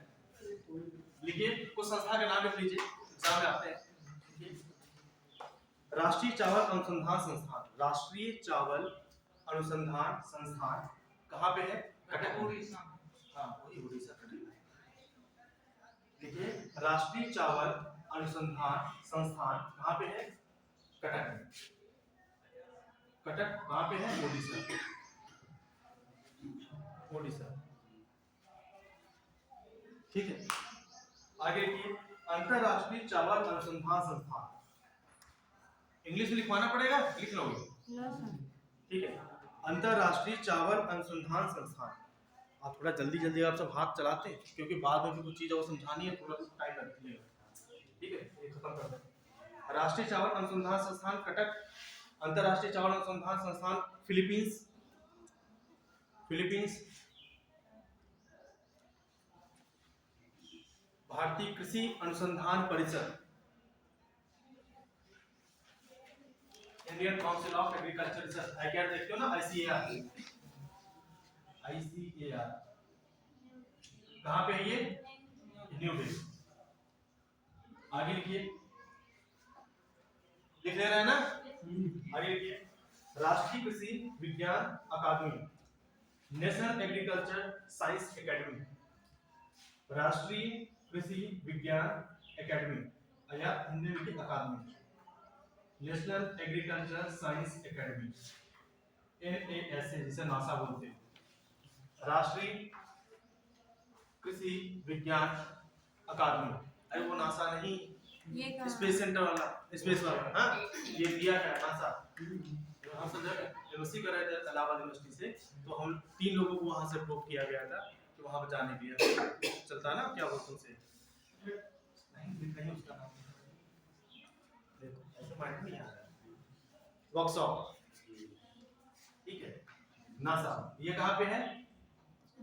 न्यू दिल्ली, नई Delhi, national agriculture science academy. आगे लिखिए, भारतीय चावल अनुसंधान संस्थान, देखो राष्ट्रीय चावल अनुसंधान संस्थान कहाँ पे है? कटक में, लेकिन भारतीय गड़बड़ लग गया, तो भारतीय चावल अनुसंधान संस्थान कहाँ पे? हैदराबाद। कहाँ पे? हैदराबाद। भारतीय चावल अनुसंधान संस्थान, सर राष्ट्रीय भारत कुछ अलग है। अरे नहीं संस्था का नाम ले दिया गया, अलग नहीं है भाई, हमें लगा भारत नहीं नहीं नहीं नहीं नहीं नहीं, ठीक है। ये कहाँ पे है? हैदराबाद।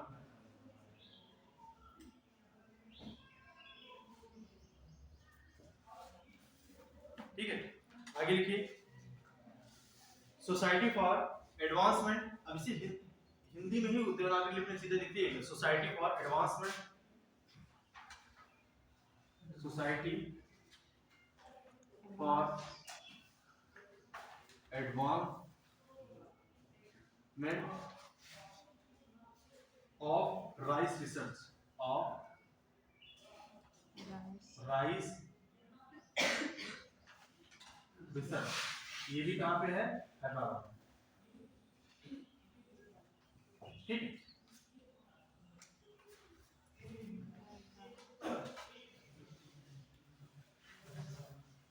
अब इसका विषय लिख लीजिए, राष्ट्रीय चावल कांग्रेस का विषय क्या था, किस विषय पर था?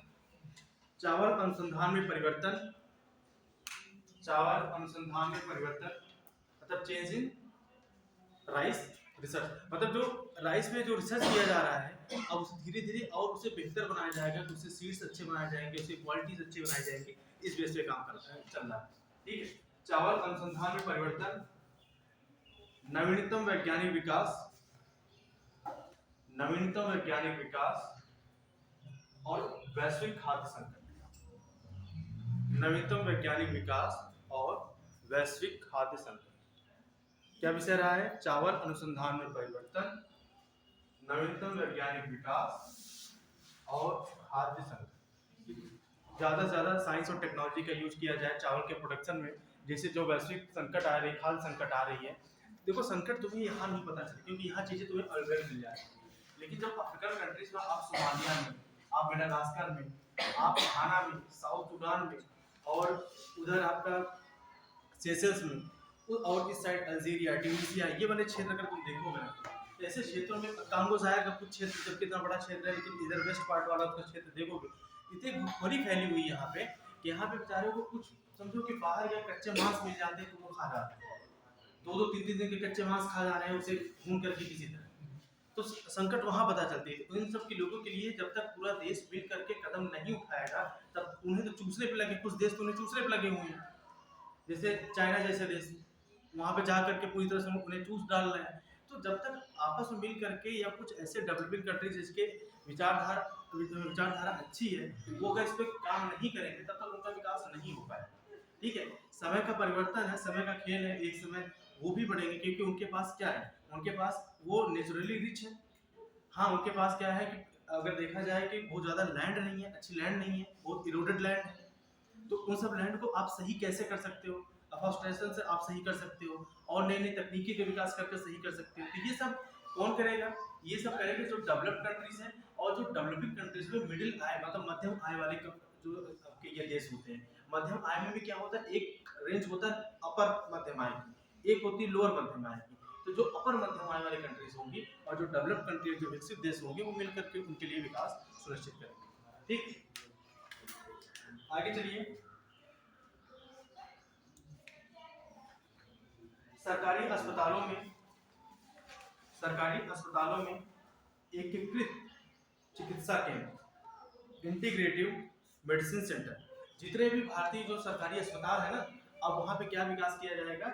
Integrated medicine centre, integrated medicine centre IMC, सरकारी अस्पतालों में एकीकृत मेडिसिन केंद्र, इसका विकास किया जाएगा। ये विकास किससे संबंधित है? ये विकास आयुर्वेदिक दवाओं, जितने भी आयुर्वेदिक चीजों से इलाज जितना ज्यादा से ज्यादा किया जा सके आयुर्वेदिक माध्यम से, उस पर ज्यादा फोकस करना है। और इसका विकास सबसे पहले कहाँ स्टार्ट किया गया देश में? लिख लो, सफदरजंग हॉस्पिटल, अस्पताल से। ये कहाँ पे है? नई दिल्ली। नई दिल्ली नहीं, इसे दिल्ली सफदरजंग हॉस्पिटल। सबसे पहला इंटीग्रेटेड मेडिसिन सेंटर कहाँ पर शुरुआत किया गया? किस हॉस्पिटल से? सरकारी अस्पताल से, सफदरजंग से। क्वेश्चन यही आने वाला है। अब ये नहीं पूछेंगे किसके लिए, लेकिन किसके लिए तुम्हें जानना जरूरी है कि आयुर्वेदिक के माध्यम से इलाज का बढ़ावा देने के लिए और तकनीकी टेक्नोलॉजी का विकास करने के लिए ये कार्यक्रम स्टार्ट किया गया है केंद्र सरकार के द्वारा कि आईएमसी सेंटर का विकास किया जाएगा, इंटीग्रेटेड मेडिसिन सेंटर का विकास किया जाएगा। और यही हॉस्पिटल ही नहीं, यहाँ से शुरुआत किया गया है। देश के जितने सरकारी हॉस्पिटल है वहाँ हर जगह इसका विकास किया जाएगा कि ज्यादा से ज्यादा हम किस पे बेस्ड रहे कि आयुर्वेदिक थ्रू कैसे कितना इलाज किया जा सके। ऐसा नहीं है कि हम नॉर्मल जैसे एलोपैथिक इलाज करते हैं छोड़ देंगे, लेकिन एलोपैथिक में ज्यादा से ज्यादा टेक्नोलॉजी का यूज करके जिससे क्या हो कि ह्यूमन बॉडी प्रभावित न हो। क्योंकि एलोपैथिक से क्या होता है कि ह्यूमन बॉडी एक टाइम के बाद ज्यादा दवाई खाने से इफेक्ट पड़ता है, उसका प्रभाव पड़ने लगता है। तो ये प्रभाव को कैसे कम किया जाए और आयुर्वेदिक चीजों का कैसे बढ़ावा दिया जाए, तो इस पे विकास किया जा रहा है इंटीग्रेटेड मेडिसिन सेंटर। ठीक है, अब इतना एक्सप्लेन नहीं करें, नहीं हो नहीं पाएगा, जल्दी जल्दी बता रहे हैं। ठीक है, देखिए हेलीकॉप्टर प्रोडक्शन यूनिट, अभी एचएएल के द्वारा हिंदुस्तान एरोनॉटिक्स लिमिटेड इसका फुल फॉर्म है, देख लीजिएगा। एचएएल आप ऐसे लिख लीजिए, इतना लिखने लगेंगे बाद में देख लेंगे सही जगह। एचएएल के द्वारा हेलीकॉप्टर प्रोडक्शन यूनिट, हेलीकॉप्टर उत्पादन इकाई खोला गया है। कहाँ पे? कर्नाटक में किस क्षेत्र में? तमकुरु में। ये क्वेश्चन इंपॉर्टेंट है, आ सकता है। हेलीकॉप्टर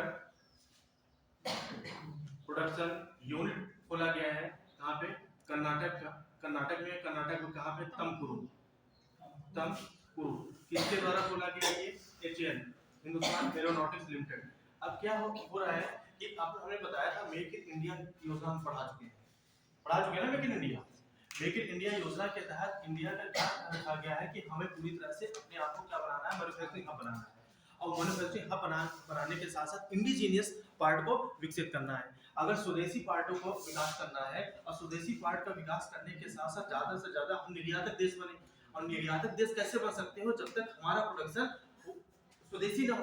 तो इसीलिए स्वदेशी प्रोडक्शन करने के लिए एचएएल के द्वारा एक अलग से यूनिट खुली है, हेलीकॉप्टर प्रोडक्शन यूनिट की, कर्नाटक में तमकुरु में। और ये किस हेलीकॉप्टर के लिए है? लाइट यूटिलिटी हेलीकॉप्टर, जो हल्के वाले लाइट एयर कॉम्बैक्ट वाले जो आपके एयरक्राफ्ट बनते हैं, जो आपके जैसे तेजस बन रहा है, ये क्या लाइट कॉम्बैक्ट हल्के लड़ाकू विमान है। तो ऐसे क्या बनाया जाएगा? Light utility helicopter, LUH, light utility में तो यूज करने वाला हेलीकॉप्टर, मतलब हल्के जो हेलीकॉप्टर है, ऐसे हेलीकॉप्टर का विकास यहाँ पे किया जाएगा। इसलिए यहाँ पे एचएएल के द्वारा ये प्रोडक्शन यूनिट खोली गई है, जिसकी वजह से हम ज़्यादा से ज़्यादा एक्सपोर्ट कर सकें और ये स्वदेशी तकनीकी से हम विकास किया जा सके। ठीक है, इसमें पैसा भी कम लगता है। हाँ इसी वजह से ना देखो हमारे मेक इन इंडिया प्रोग्राम का अब तुम्हें बहुत सी चीजों का यहाँ महत्व दिखता हुआ दिखाई दे रहा है कि हम स्वदेशी टेक्नोलॉजी का बार बार यूज कर रहा है। ठीक है, इसलिए क्वेश्चन इंपॉर्टेंट बन रहा है कि अभी एचएएल के द्वारा ये जो प्रोडक्शन है ये क्वेश्चन आने की संभावना हो जाती है, ये क्वेश्चन आ सकता है। ठीक है, आगे लिखिए।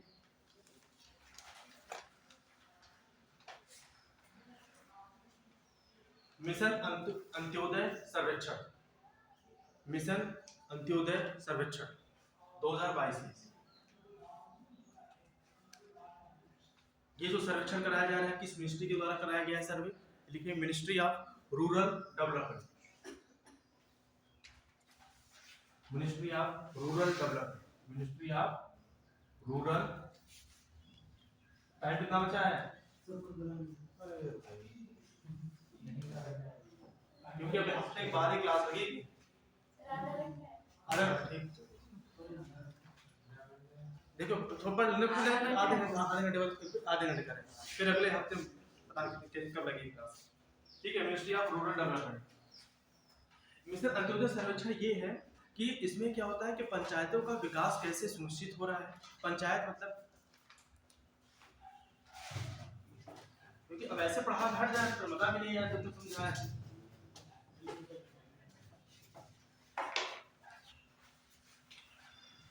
क्या होता था कि आप ये पहले ये लिख लीजिए, पहले फैक्ट को अच्छे लिख लीजिए। मिशन अंत्योदय की शुरुआत कब की गई? पहली बार अंत्योदय मिशन की शुरुआत 2017-18 के बजट में आया, 2017-18 के बजट में शुरू किया गया। और अंत्योदय योजना 1975 में लागू की गई। ये है क्या? अंत्योदय मिशन है। वो क्या है? अंत्योदय योजना है, इसलिए कंफ्यूज ना होना। अंत्योदय योजना कब आई थी? 1975 में आई। ये कौन सा 5 ईयर प्लान है 1975 का? 5वीं पंचवर्षीय योजना, 5वीं। 1969 टू 1974 4th 5 ईयर प्लान है, और 1974 टू 1979 के बीच में आपका 5th 5 ईयर प्लान है, जिसमें की वजह से प्रॉब्लम आ गई, इमरजेंसी आ गई, पॉलिटिकल इम्बैलेंस आ गया। इस इमरजेंसी पॉलिटिकल इम्बैलेंस के तहत हमने उसमें उस साल क्या चलाया कि एक साल को ऐड ऊपर कर दिया। फिर जब उसमें देसाई जी की सरकार जब टूटती है तो 77-78 का जो रीजन है वो हमने ऊपर ऐड कर दिया, और 78 से 79 के बीच में हमने क्या चलाया? 1 ईयर प्लान चलाया। ठीक है, और फिर उसके बाद 80 से लेकर के 85 तक हमने 6 5 ईयर प्लान चलाया। ठीक है, ये हमारा सेगमेंट नहीं है। ठीक है, तो अब यहाँ पे जब इसका विकास किसने किया गया? किसी पंचायतों का विकास करना। पंचायतों में अवसंरचना का कैसा विकास हो रहा है? ग्राम पंचायत में तीनों चीज आ जाती है। ठीक, पीआरआई सिस्टम होता है ना, पंचायती राज सिस्टम, पीआरआई पंचायती राज सिस्टम। इसमें आपका क्या आ जाता है? जिला परिषद भी आ जाता है। जिला परिषद इसमें आपका क्या आ जाता है? ब्लॉक लेवल, इंटरमीडिएट लेवल, मतलब ब्लॉक लेवल क्या है? ब्लॉक स्तर। फिर नीचे आ जाता है ग्राम स्तर। ठीक है, ग्राम विलेज आ जाता है। सबसे लोअर लेवल कौन होता है? सबसे अगर पूछा जाए कि सबसे निम्नतम लेवल पे योजना बनाने की कौन सी इकाई है? ग्राम। ठीक है, ग्राम पंचायत। तो ग्राम सबसे निम्न लेवल पे। तो यहाँ पे इन तीनों का विकास किस तरह से सुनिश्चित हो पाया है? इनका और संरचना का विकास कैसे हो पाया है? यहाँ की कनेक्टिविटी कैसे हो पाई है? यहाँ पे खाद्यान्न की सुविधा कैसे उपलब्ध हो पाई है? यहाँ पे पेयजल कैसे हो पाया है? लोग कितने गरीब हैं, कितने ऊपर, कैसे इनके पास संरचनाओं का मुहैया हो रहा है? इसी के बारे में मिनिस्ट्री ऑफ रूरल डेवलपमेंट के द्वारा क्या कराया जा रहा है? एक सर्वेक्षण कराया जा रहा है। उस सर्वेक्षण का नाम है मिशन अंत्योदय सर्वे 2022। ठीक है, किस मंत्रालय के द्वारा? Ministry of rural development. ठीक है, ग्रामीण विकास मंत्रालय के द्वारा। आगे चलिए, लिथियम की खोज। अभी हाल ही में जम्मू कश्मीर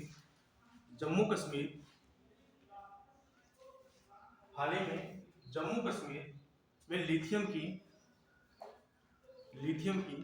एक प्रकार की धातु होती है, मेटल होती है। लिथियम मेटल की खोज की गई। कितने मिलियन टन है? 5.9 मिलियन टन। कितना मिलियन टन है? 5.9 मिलियन टन लिथियम की खोज की गई है। ये पहली बार है जब भारत में लिथियम पाया गया। लिथियम का यूज कहाँ पे होता है? अच्छा वो क्षेत्र भी लिख लो, कौन सा क्षेत्र है, शायद क्वेश्चन में क्षेत्र पे आ जाए रीजन का। तो देखिए सलाला, सलाला हैमान, सलाला सलाला हैमाना फिर ये किस जिले में पड़ता है? रियासी जिले में। जम्मू कश्मीर का रियासी जिला है, रियासी जिले के सलाला हैमान क्षेत्र में इसकी खोज की गई। अब यहाँ पे ये समझो कि लिथियम मिलने से इतना ज्यादा क्यों प्रोपेगेंडा मचा पड़ा है कि इंडिया में लिथियम आयन की बैटरियों पे डिपेंड था चाइना के ऊपर और किसके? ऑस्ट्रेलिया के ऊपर। अभी तक लिथियम आयन का जो सबसे ज्यादा प्रोडक्शन कर रहा है उसमें पहले स्थान पे कौन है? चाइना। लिख लो, इसका सबसे ज्यादा प्रोडक्शन कहाँ पर है? चाइना और फिर ऑस्ट्रेलिया। इसका यूज होता है लिथियम आयन बैटरियों का, लिथियम का इसमें इलेक्ट्रिक बैटरी में, ईवी जो ईवी इलेक्ट्रॉनिक व्हीकल जो गाड़ियां होती हैं, इलेक्ट्रिक कारें जो होती हैं, इनमें बैटरियों इलेक्ट्रिक व्हीकल में बैटरी की यूज है, बैटरी में इनका यूज किया जाता है। और जितने लगभग मोबाइल उपकरण होते हैं वहां पे इनका यूज किया जाता है। तो आज का जो न्यू जनरेशन है इलेक्ट्रिक गाड़ियों का और इलेक्ट्रिक गाड़ियों में रेंज का, इंडिया के पास यही समस्या थी कि इलेक्ट्रिक कार तो बना दे लेकिन कि रेंज कैसे बढ़ाए कि 400 किलोमीटर, 700 किलोमीटर, 900 किलोमीटर, 1000 किलोमीटर इस रेंज तक कैसे ले जाए कि इसके बाद ये चार्जेबल हो। तो ये रेंज बढ़ाने में क्षमता किसका सबसे अच्छी होती है? Lithium ion. लिथियम आयन की बैटरी होती है, लिथियम आयन वाली वो बैटरी, इनकी सबसे अच्छी रेंज वाली क्षमता इन्हीं से विकसित होती है। अगर लिथियम आयन की नहीं है तो इतनी बड़ी क्षमता का विकास नहीं हो पाएगा। तो इससे क्या होगा कि इंडिया में इलेक्ट्रिक कार का, इलेक्ट्रिक वर्जन का दौर अच्छे से स्टार्ट हो जाएगा। हम ज्यादा से ज्यादा रेंज की गाड़ियों का विस्तार कर सकेंगे। तो इलेक्ट्रिक उद्योग में हम बहुत तेजी से आगे बढ़ सकेंगे। ठीक है, आगे चलिए। अब इससे ज्यादा अपना समझाने है क्योंकि देख ही रहे हो कि इलेक्ट्रिक कारें चल रही है। रेंज अभी देखो इंडिया में कोई भी रेंज 700-800 रेंज नहीं आई है, 500 मैक्सिमम रेंज है, वो भी हम और कॉस्टिंग की कमी आएगी। इससे क्या होगा कि ज्यादा से ज्यादा कम से कम हमारी यहाँ लागत लगेगी। अगर आप अपने यहाँ नहीं पता लगा दूसरे के यहाँ से अगर आप मंगाते हो, इम्पोर्ट करते हो तो भाई उसकी कॉस्ट बढ़ जाती है गाड़ी। आगे चलिए।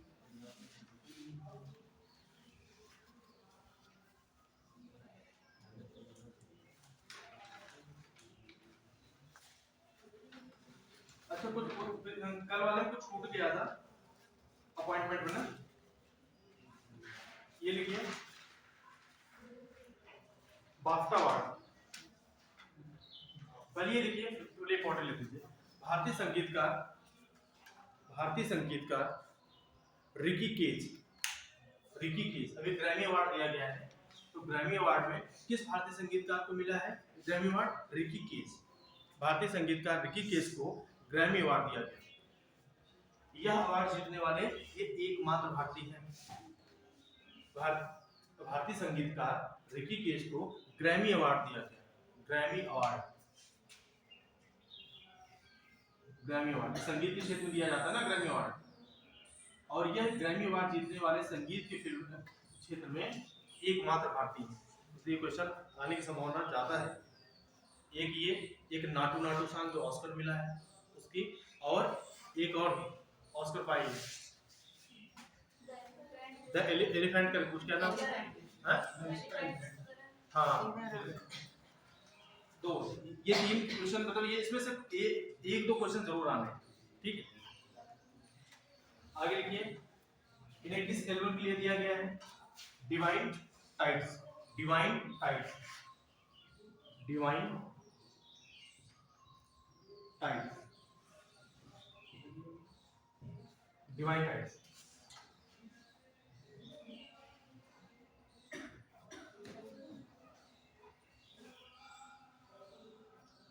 एक करेक्शन कर लो, ग्रैमी अवार्ड जो जीते हैं ना, ये लिख लो, ये ग्रैमी अवार्ड जीतने वाले लगातार तीसरी बार, मतलब तीसरी बार ग्रैमी अवार्ड जीतने वाले एकमात्र भारतीय हैं। 3 बार में तक कोई नहीं पाया, कोई बात नहीं।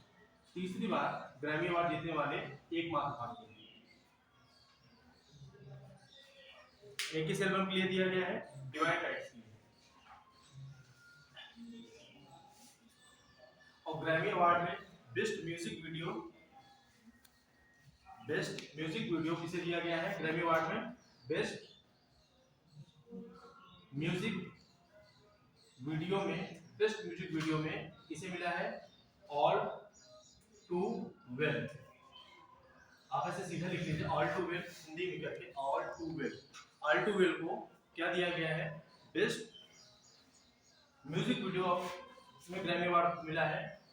ऑल टू वेल के लिए किसे मिला है, ये टेलर स्विफ्ट को। टेलर स्विफ्ट, क्या नाम है उनका, टेलर स्विफ्ट। अगर तुमसे क्वेश्चन आया कि ग्रैमी अवार्ड में best music video all too well के लिए किसे अवार्ड दिया गया है, टेलर स्विफ्ट को दिया गया, ठीक है।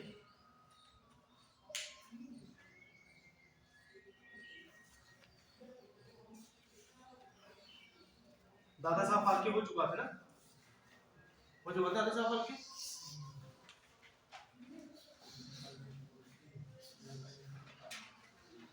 आगे लिखिए।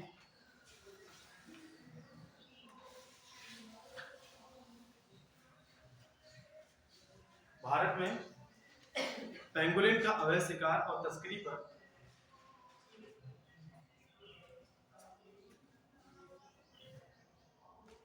एक रिपोर्ट जारी की गई ना। भारत में पेंगोलिन का अवैध शिकार और तस्करी पर रिपोर्ट जारी की गई है। इस रिपोर्ट के अनुसार 2018 से 22 तक 1000 पेंगोलिन का अवैध शिकार किया गया। पेंगोलिन अभी तो जल्दी जल्दी लिखिए, समझाएंगे नहीं। अभी पहले डेटा लिख लीजिए। 1000 पेंगोलिन का अवैध शिकार किया गया है 2018 से 22 तक, ठीक है। ये रिपोर्ट जो आई है वो किसके द्वारा आई है, ट्रैफिक के द्वारा आई है। ट्रैफिक संस्था है, ये बताते हैं इसके बारे में, ठीक है।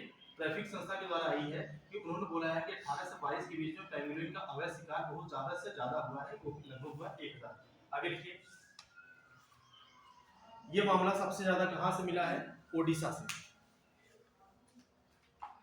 इसके मामले सबसे ज्यादा कहां से मिले हैं अवैध शिकार के, ओडिशा से।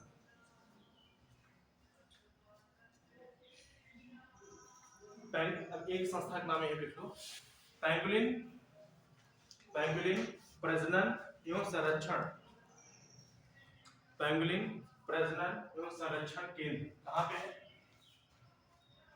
पेंगोलिन प्रजनन एवं संरक्षण केंद्र। ये क्वेश्चन आ चुका है। पेंगोलिन प्रजनन और संरक्षण केंद्र कहां पे है, नंदनकानन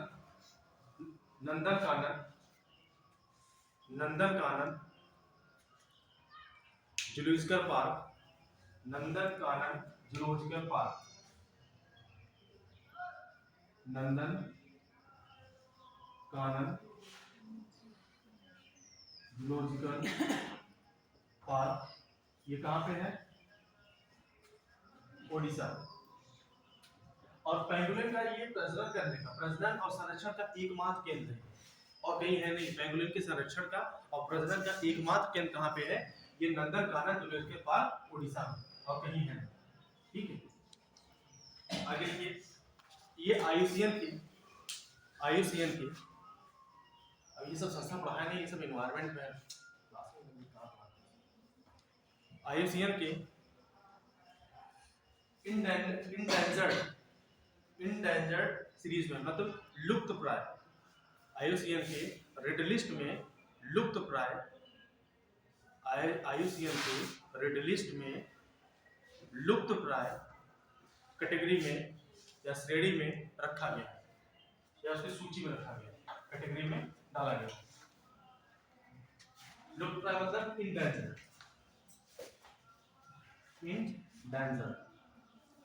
ठीक है, लुप्त प्राय। आईयूसीएन एक प्रकार की संस्था होती है, ठीक है। IUCN international union for conservation nature, मतलब नेचर में जैसे कोई भी पक्षी, पेड़ पौधे, जैसे जो भी फ्लोरा या फना होते हैं, ठीक है, वनस्पति होती है या कोई भी जानवर होते हैं, ऐसे जानवर जिसका जो खत्म होने की, जैसे पॉपुलेशन धीरे धीरे बढ़ रही है, या मानवीय कारणों की वजह से या प्राकृतिक कारणों की वजह से जो धीरे धीरे क्या होता है कि अपने आवाज से खत्म होते दिखाई देते हैं, तो उनके संरक्षण के लिए यह संस्था काम करती है। इस संस्था की स्थापना 1988 हुई है। कब हुई है, 1988 में। इसका मुख्यालय कहाँ पे है, ग्लैंड कहाँ पे है, स्विट्जरलैंड। स्विट्जरलैंड। इसका फुल फॉर्म है international union for conservation of nature या conservation of nature, international union for conservation of nature.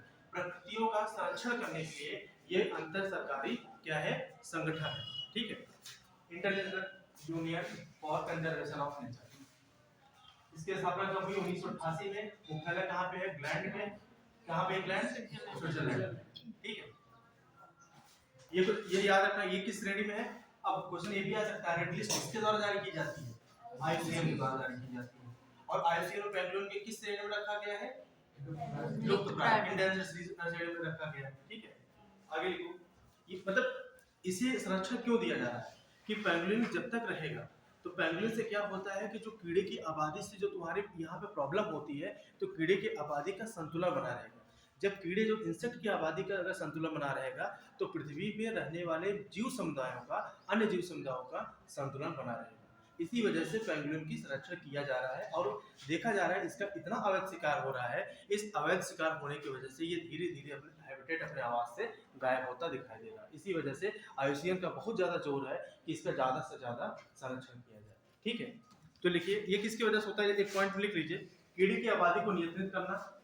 अगर पेंगुइन अच्छे मात्रा में रहते हैं तो ये क्या करते हैं? कीड़े की आबादी की मात्रा को नियंत्रित करते हैं।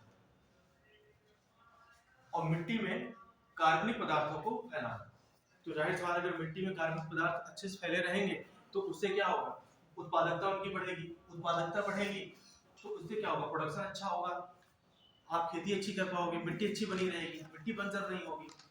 तो इसी वजह से इसका संरक्षण किया जा रहा है। पेंगुइन को क्या बोला जाता है? इंजीनियर ऑफ इकोसिस्टम, पारिस्थितिकी तंत्र का इंजीनियर बोला जाता है, इंजीनियर ऑफ इकोसिस्टम।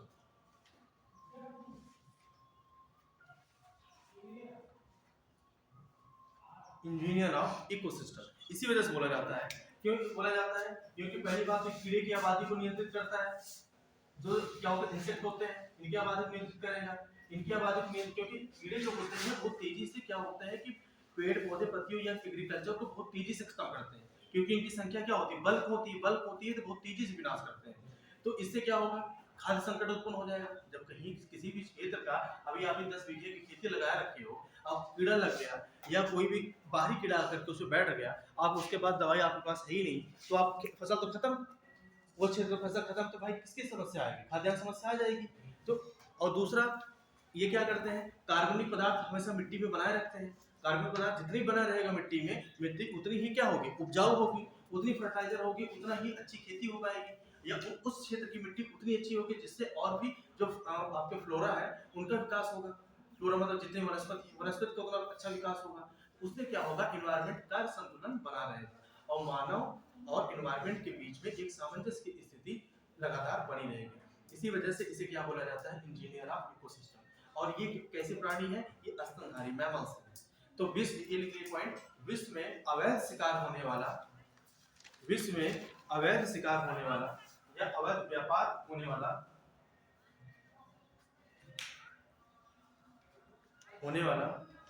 स्तनधारी। तो अगर पूछा जाए कि विश्व में सर्वाधिक अवैध व्यापार किस स्तनधारी का होता है या मैमल्स का होता है, तो क्या बताएंगे आप? पेंगुइन। टाइम है भी है 5 मिनट है। अच्छा भाई, कितना टाइम बचा है?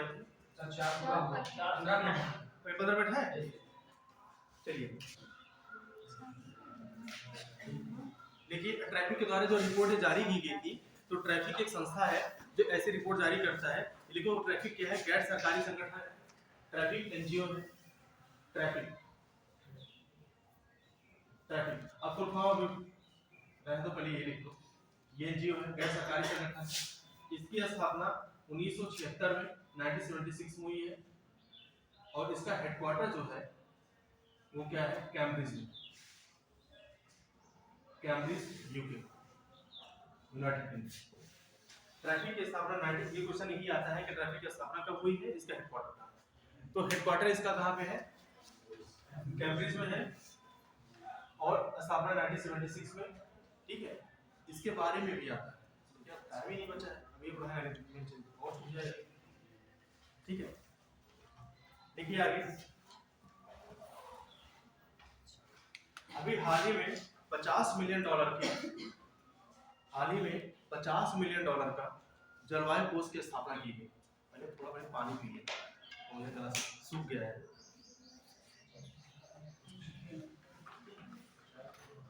क्लाइमेट फंड की स्थापना की गई ना, क्लाइमेट फंड 50 मिलियन डॉलर।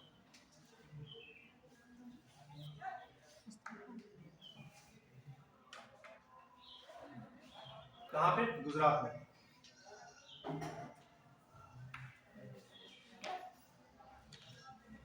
ये जलवायु कोष की स्थापना क्यों की जाती है कि वैश्विक जलवायु जो आपका परिवर्तन हो रहा है, तो वैश्विक जलवायु परिवर्तन की समस्याओं से सुलझने के लिए, समझने के लिए ये जलवायु कोष की स्थापना की जाती है। ऐसा स्थापना वही बात फिर आगे आती है कि वैश्विक जलवायु परिवर्तन होने से क्या होगा कि बहुत से ज़्यादा माइग्रेशन होगा।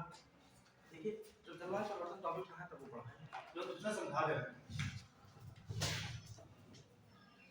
ये कोष की स्थापना क्यों की जा रही है? क्योंकि ज़्यादा से ज़्यादा अगर क्लाइमेट चेंज होगा, अगर जलवायु में परिवर्तन आएगा, क्लाइमेट चेंज, अगर जलवायु परिवर्तन आता है, जलवायु परिवर्तन आने की वजह से क्या होगा, आपकी जो वेजिटेशन होता है, वनस्पति होती है, वनस्पतियों का क्या होगा, ह्रास होगा, निम्नीकरण होगा। जलवायु परिवर्तन आने से क्या होगा, आपकी जो रेनफॉल का जो टाइमिंग होगी, रेनफॉल डिस्ट्रीब्यूशन होगा। रेनफॉल मतलब बारिशों का वितरण जो होता है, बारिश का वितरण क्या होगा, असमान होगा। असमान होने से क्या हो, असमान होगा। असमान क्यों होगा? असमान किस वजह से होगा कि क्योंकि टेम्परेचर, तापमान में डिफरेंस आ रहा है, टेम्परेचर में क्या हो रहा है, डिफरेंस आ रहा है। इस टेम्परेचर डिफरेंस होने की वजह से क्या होगा कि बारिशों में क्या होगा, परिवर्तन आएगा। इनके वितरण में क्या होगा, बदलाव होगा। इनके वितरण के बदलाव होने के साथ साथ क्या होगा, वनस्पतियों में बदलाव। जाहिर सी बात है, कोई भी वनस्पति किस पे डिपेंड करती है, रेनफॉल पे और उसके ज्योग्राफिकल लैंड पे, कि वहाँ की मिट्टी कैसी, सॉइल कैसी। और सॉइल भी किस पे डिपेंड कर रही है, इरोजन पर, रॉक इरोजन पे।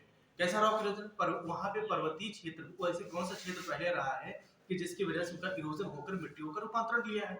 और उसका इरोजन कैसे डिपेंड करता है, उसका जो वेदरिंग होता है, जो इरोजन होता है, वो किससे हो रहा है कि वहाँ रेनफॉल कैसी हो रही है, वहाँ पे प्राकृतिक क्रियाएं कैसी हो रही हैं। तो इन्हीं के ऊपर आधारित होता है क्या, वनस्पति आधारित होती है। वनस्पति आधारित हमेशा टेम्परेचर पे हो रही है, मेन टेम्परेचर ह्यूमिडिटी पर आधारित हो रही है ना, वहाँ की आर्द्रता कैसी है, वहाँ की ह्यूमिडिटी कैसी है। तो इसी पे आधारित इन लोग, इनका सामंजस्य क्या होगा, चेंज होगा। जैसे ये चेंज होगा, इससे क्या होगा, कहीं पे फ्लड, बाढ़ ज्यादा आएगी। पता लगा इसी वजह से अगर मान लो क्लाइमेट चेंज हुआ तो ये ओडिशा के क्षेत्र में चक्रवात की समस्या ज्यादा आ जाएगी। अब चक्रवात की समस्या जब ज्यादा आ जाएगी तो यहाँ पे एग्रीकल्चर या किसी भी वनस्पति का विकास अच्छे से हो पाएगा, नहीं हो पाएगा। यहाँ पे जानवर, मवेशी से लेकर इंसान यहाँ पे क्या होंगे, यहाँ पे जो मवेशी होंगे वो क्या, या इंसान होगा, वो क्या होगा, माइग्रेट होगा। माइग्रेट होगा, माइग्रेट होकर कहाँ जाएगा, अपने पड़ोसी स्टेट के पास या इधर स्टेट के पास माइग्रेट होकर जाएगा। तो इन दोनों क्षेत्रों पे क्या होगा, जनसंख्या क्या दबाव पड़ेगा। तो जनसंख्या के दबाव होने से ऐसे क्षेत्रों में क्या प्रॉब्लम आ जाएगी, सबसे पहले प्रॉब्लम आएगी रोग या स्वास्थ्य समस्या। जब स्वास्थ्य समस्या आ जाएगी, ये स्वास्थ्य समस्या रोकने के लिए आपके पास टूल्स होने चाहिए, इसे रोको कैसे। और क्या प्रॉब्लम आ जाएगी, यहाँ पे भूमि की समस्या, आपके आवासीय समस्या, आवासीय समस्या के साथ साथ खाद्यान्न की समस्या। अब ये सब समस्याओं का समाधान कैसे किया जाए, ये सब समस्या कुछ, क्योंकि वहां पर रहने वाले जो लोग हैं उनके लिए तो भाई उतनी जमीन है, बाहर से और लोग आ गए तो उनके लिए जमीन तो बराबर ही ना, उतनी जमीन है, उतनी जमीन पे कई लोग, आप देखोगे कभी बस में जब गैदरिंग बहुत ज्यादा होती है, बहुत लोगों का हो जाती है, वोमिटिंग हो जाती है। तो ये वोमिटिंग क्यों होगी, क्योंकि उस इन्वायरमेंट के अंदर में कैसे टेम्परेचर, ह्यूमिडिटी का जो चेंज हुआ, वो बॉडी उसे एब्जॉर्ब नहीं कर पाई, वो अनुकूल नहीं है। तो उससे क्या फैला, स्वास्थ्य समस्या बिगड़ती चली गई। तो यही होता है कि जब जलवायु परिवर्तन होता है, किसी भी ऐसे क्षेत्रों की स्वास्थ्य समस्या उसकी बदलती चली जाती है, परिवर्तन होता जाता है। तो इसी परिवर्तन के बाद जो समस्याएं बाहर निकली है, इनके लिए आप क्या बनाओगे, फंड बनाओगे ना, एक कोष बनाओगे, उस कोष में पैसा डालोगे कि ऐसे लोगों जो इससे प्रभावित हो रहे हैं उनके लिए पैसे प्रोवाइड किए जाए। तो इसी वजह से 50 मिलियन डॉलर का ये आपका क्लाइमेट फंड बनाया गया, और ये कहाँ बनाया गया है, गुजरात में। ठीक है, क्योंकि गुजरात में भूकंप, सुनामी ये सब बहुत ज्यादा आते हैं। हम बहुत ज्यादा पहलू की इस्तेमाल नहीं किए क्लाइमेट की, तो इसके बहुत पहलू है, सुनामी है, अर्थक्वेक है, ठीक है, टेम्परेचर है, ह्यूमिडिटी कारक है, ठीक है, तो लैटिट्यूड लॉन्गिट्यूड चेंजेस कैसे ये सब प्रॉब्लम आते हैं, ग्लोबल वार्मिंग है, ग्रीन हाउस इफेक्ट है, ये सब पर्यावरण के उसके टॉपिक है। ठीक है, आगे लिखिए। ये मेन किसके लिए था? जलवायु परिवर्तन से लड़ने वाली महिलाओं के, जलवायु परिवर्तन से लड़ने वाली महिलाओं की सुरक्षा के लिए। किसके द्वारा किया गया? पूर्व विदेश मंत्री थी हिलेरी क्लिंटन, इनके द्वारा किया गया। पूर्व विदेश मंत्री हिलेरी क्लिंटन। फीमेल को इसमें किसकी क्या बढ़ावा देना? एजुकेशन, शिक्षा को, क्योंकि यहाँ पे एजुकेशन शिक्षा एक भी प्रभावित होगी। एजुकेशन शिक्षा को बढ़ावा देने के लिए, आजीविका बढ़ावा देने, बस इतने ही। शिक्षा को बढ़ावा देने के लिए, आजीविका बढ़ावा देने। ये क्लाइमेट फंड की जो स्थापना की गई, इससे शिक्षा, महिलाओं की शिक्षा और आजीविका बढ़ावा देने के लिए।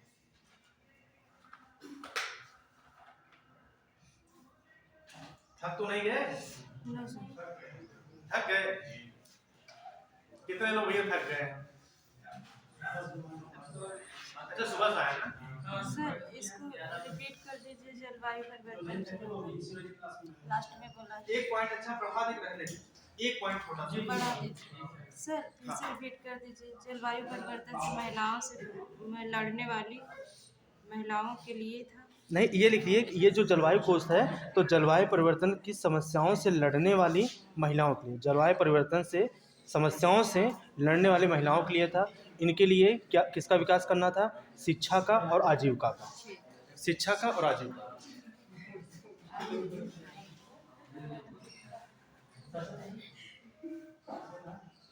चले एक मिनट, ठीक है। अभी हाल ही में वन्य जीव अभ्यारण्य में निर्माण कार्य योजना, जैसे वन्य जीव अभ्यारण्य मतलब होता है जो वाइल्ड लाइफ सेंचुरी होती है, ठीक है। वन्य जीव अभ्यारण्य के निर्माण कार्य योजना में अभी रोक लगा दी गई। अरे भाई थाम के अभी, ठीक है। वन्य जीव अभ्यारण्य के निर्माण कार्य योजना पे रोक लगा दी है। ये रोक कहाँ पे लगाई गई है? ये लगाई गई है Jim Corbett tiger reserve. Tiger reserve को बाद में लिखना, देखो पहले जिम कॉर्बेट नेशनल पार्क, क्योंकि सबसे पहले वो नेशनल पार्क बनता है। नेशनल पार्क बनने के बाद सबसे पहला वो टाइगर रिजर्व भी बनता है, ठीक है। Jim Corbett national park. वन्य जीव अभ्यारण्य के निर्माण, वन्य जीव अभ्यारण्य में निर्माण कार्य होता है, जैसे वन कोई वाइल्ड लाइफ सेंचुरी है, वहां पे कोई भी आप निर्माण कार्य कर रहे हैं तो ये रोक लगा दी गई। सुप्रीम कोर्ट के द्वारा बोला गया है वैसे जगहों पे आप निर्माण कार्य नहीं कर सकते हैं, क्योंकि इससे वहां पर रहने वाले जो भी वाइल्ड लाइफ वन्य जीव होते हैं वो प्रभावित हो रहे हैं, उनकी संख्याएं कम हो रही हैं, उनके आवास खत्म हो रहे हैं। और किसी भी वन्य जीव का अगर आवास का खत्म होने का मतलब हो गया कि उस पर्यावरण का वहां पे ह्रास हो रहा है, खात्मा हो रहा है। इसी वजह से ये रोक लगाया गया है। और ये रोक कहाँ पे लगाया गया है, ये क्वेश्चन आ सकता है। ये कहाँ? Jim Corbett national park. अब देखिए जिम कॉर्बेट नेशनल पार्क किस क्षेत्र पर फैला हुआ है? देखिए नैनीताल, नैनीताल आपके नैनीताल कौन सा क्षेत्र है? कुमाऊं वाला क्षेत्र है नैनीताल। फिर इसके बगल में पौड़ी, पौड़ी गढ़वाल वाला क्षेत्र, तो नैनीताल, पौड़ी गढ़वाल और अल्मोड़ा, इन तीन क्षेत्रों में ये आपका जिम कॉर्बेट नेशनल पार्क फैला हुआ है। ये जो नैनीताल जो क्षेत्र है, ये लिख सकते हो, ये कुमाऊं क्षेत्र है। कुमाऊं क्षेत्र लिखिए, पूछेगा नहीं कुमाऊं क्षेत्र है, बस मैं जानते रहो कुमाऊं क्षेत्र है, ठीक है। और लिखिए जिम कॉर्बेट नेशनल पार्क की स्थापना कब हुई थी? ये पहला नेशनल पार्क है इंडिया का। स्थापना हम तो लिखे तो है नहीं, लेकिन मुझे लग रहा है 1936, ये बार चेक कर लें। 1936, 1936, 1936 है ये मतलब ये 99% श्योर है 1936 है। अब 1% इधर उधर हो सकता है, ठीक है। नहीं 35 नहीं है, 36 है, ये बार चेक कर लीजिए।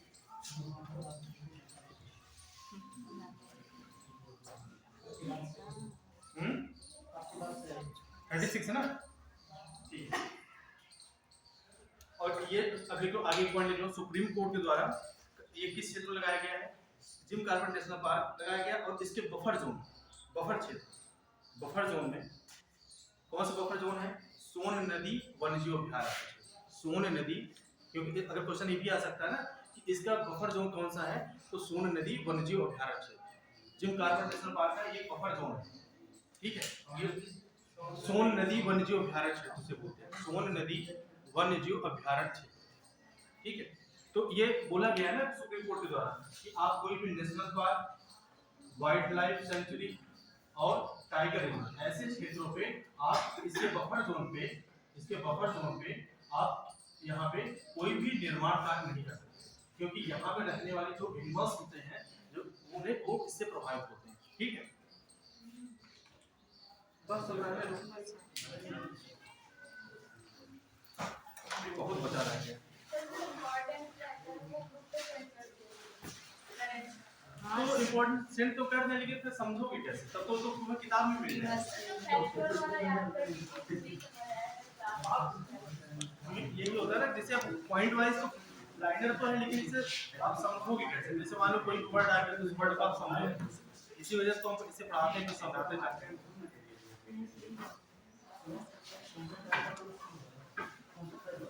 क्योंकि वे रिपोर्ट इंडेक्स वाली छोटी रहती है।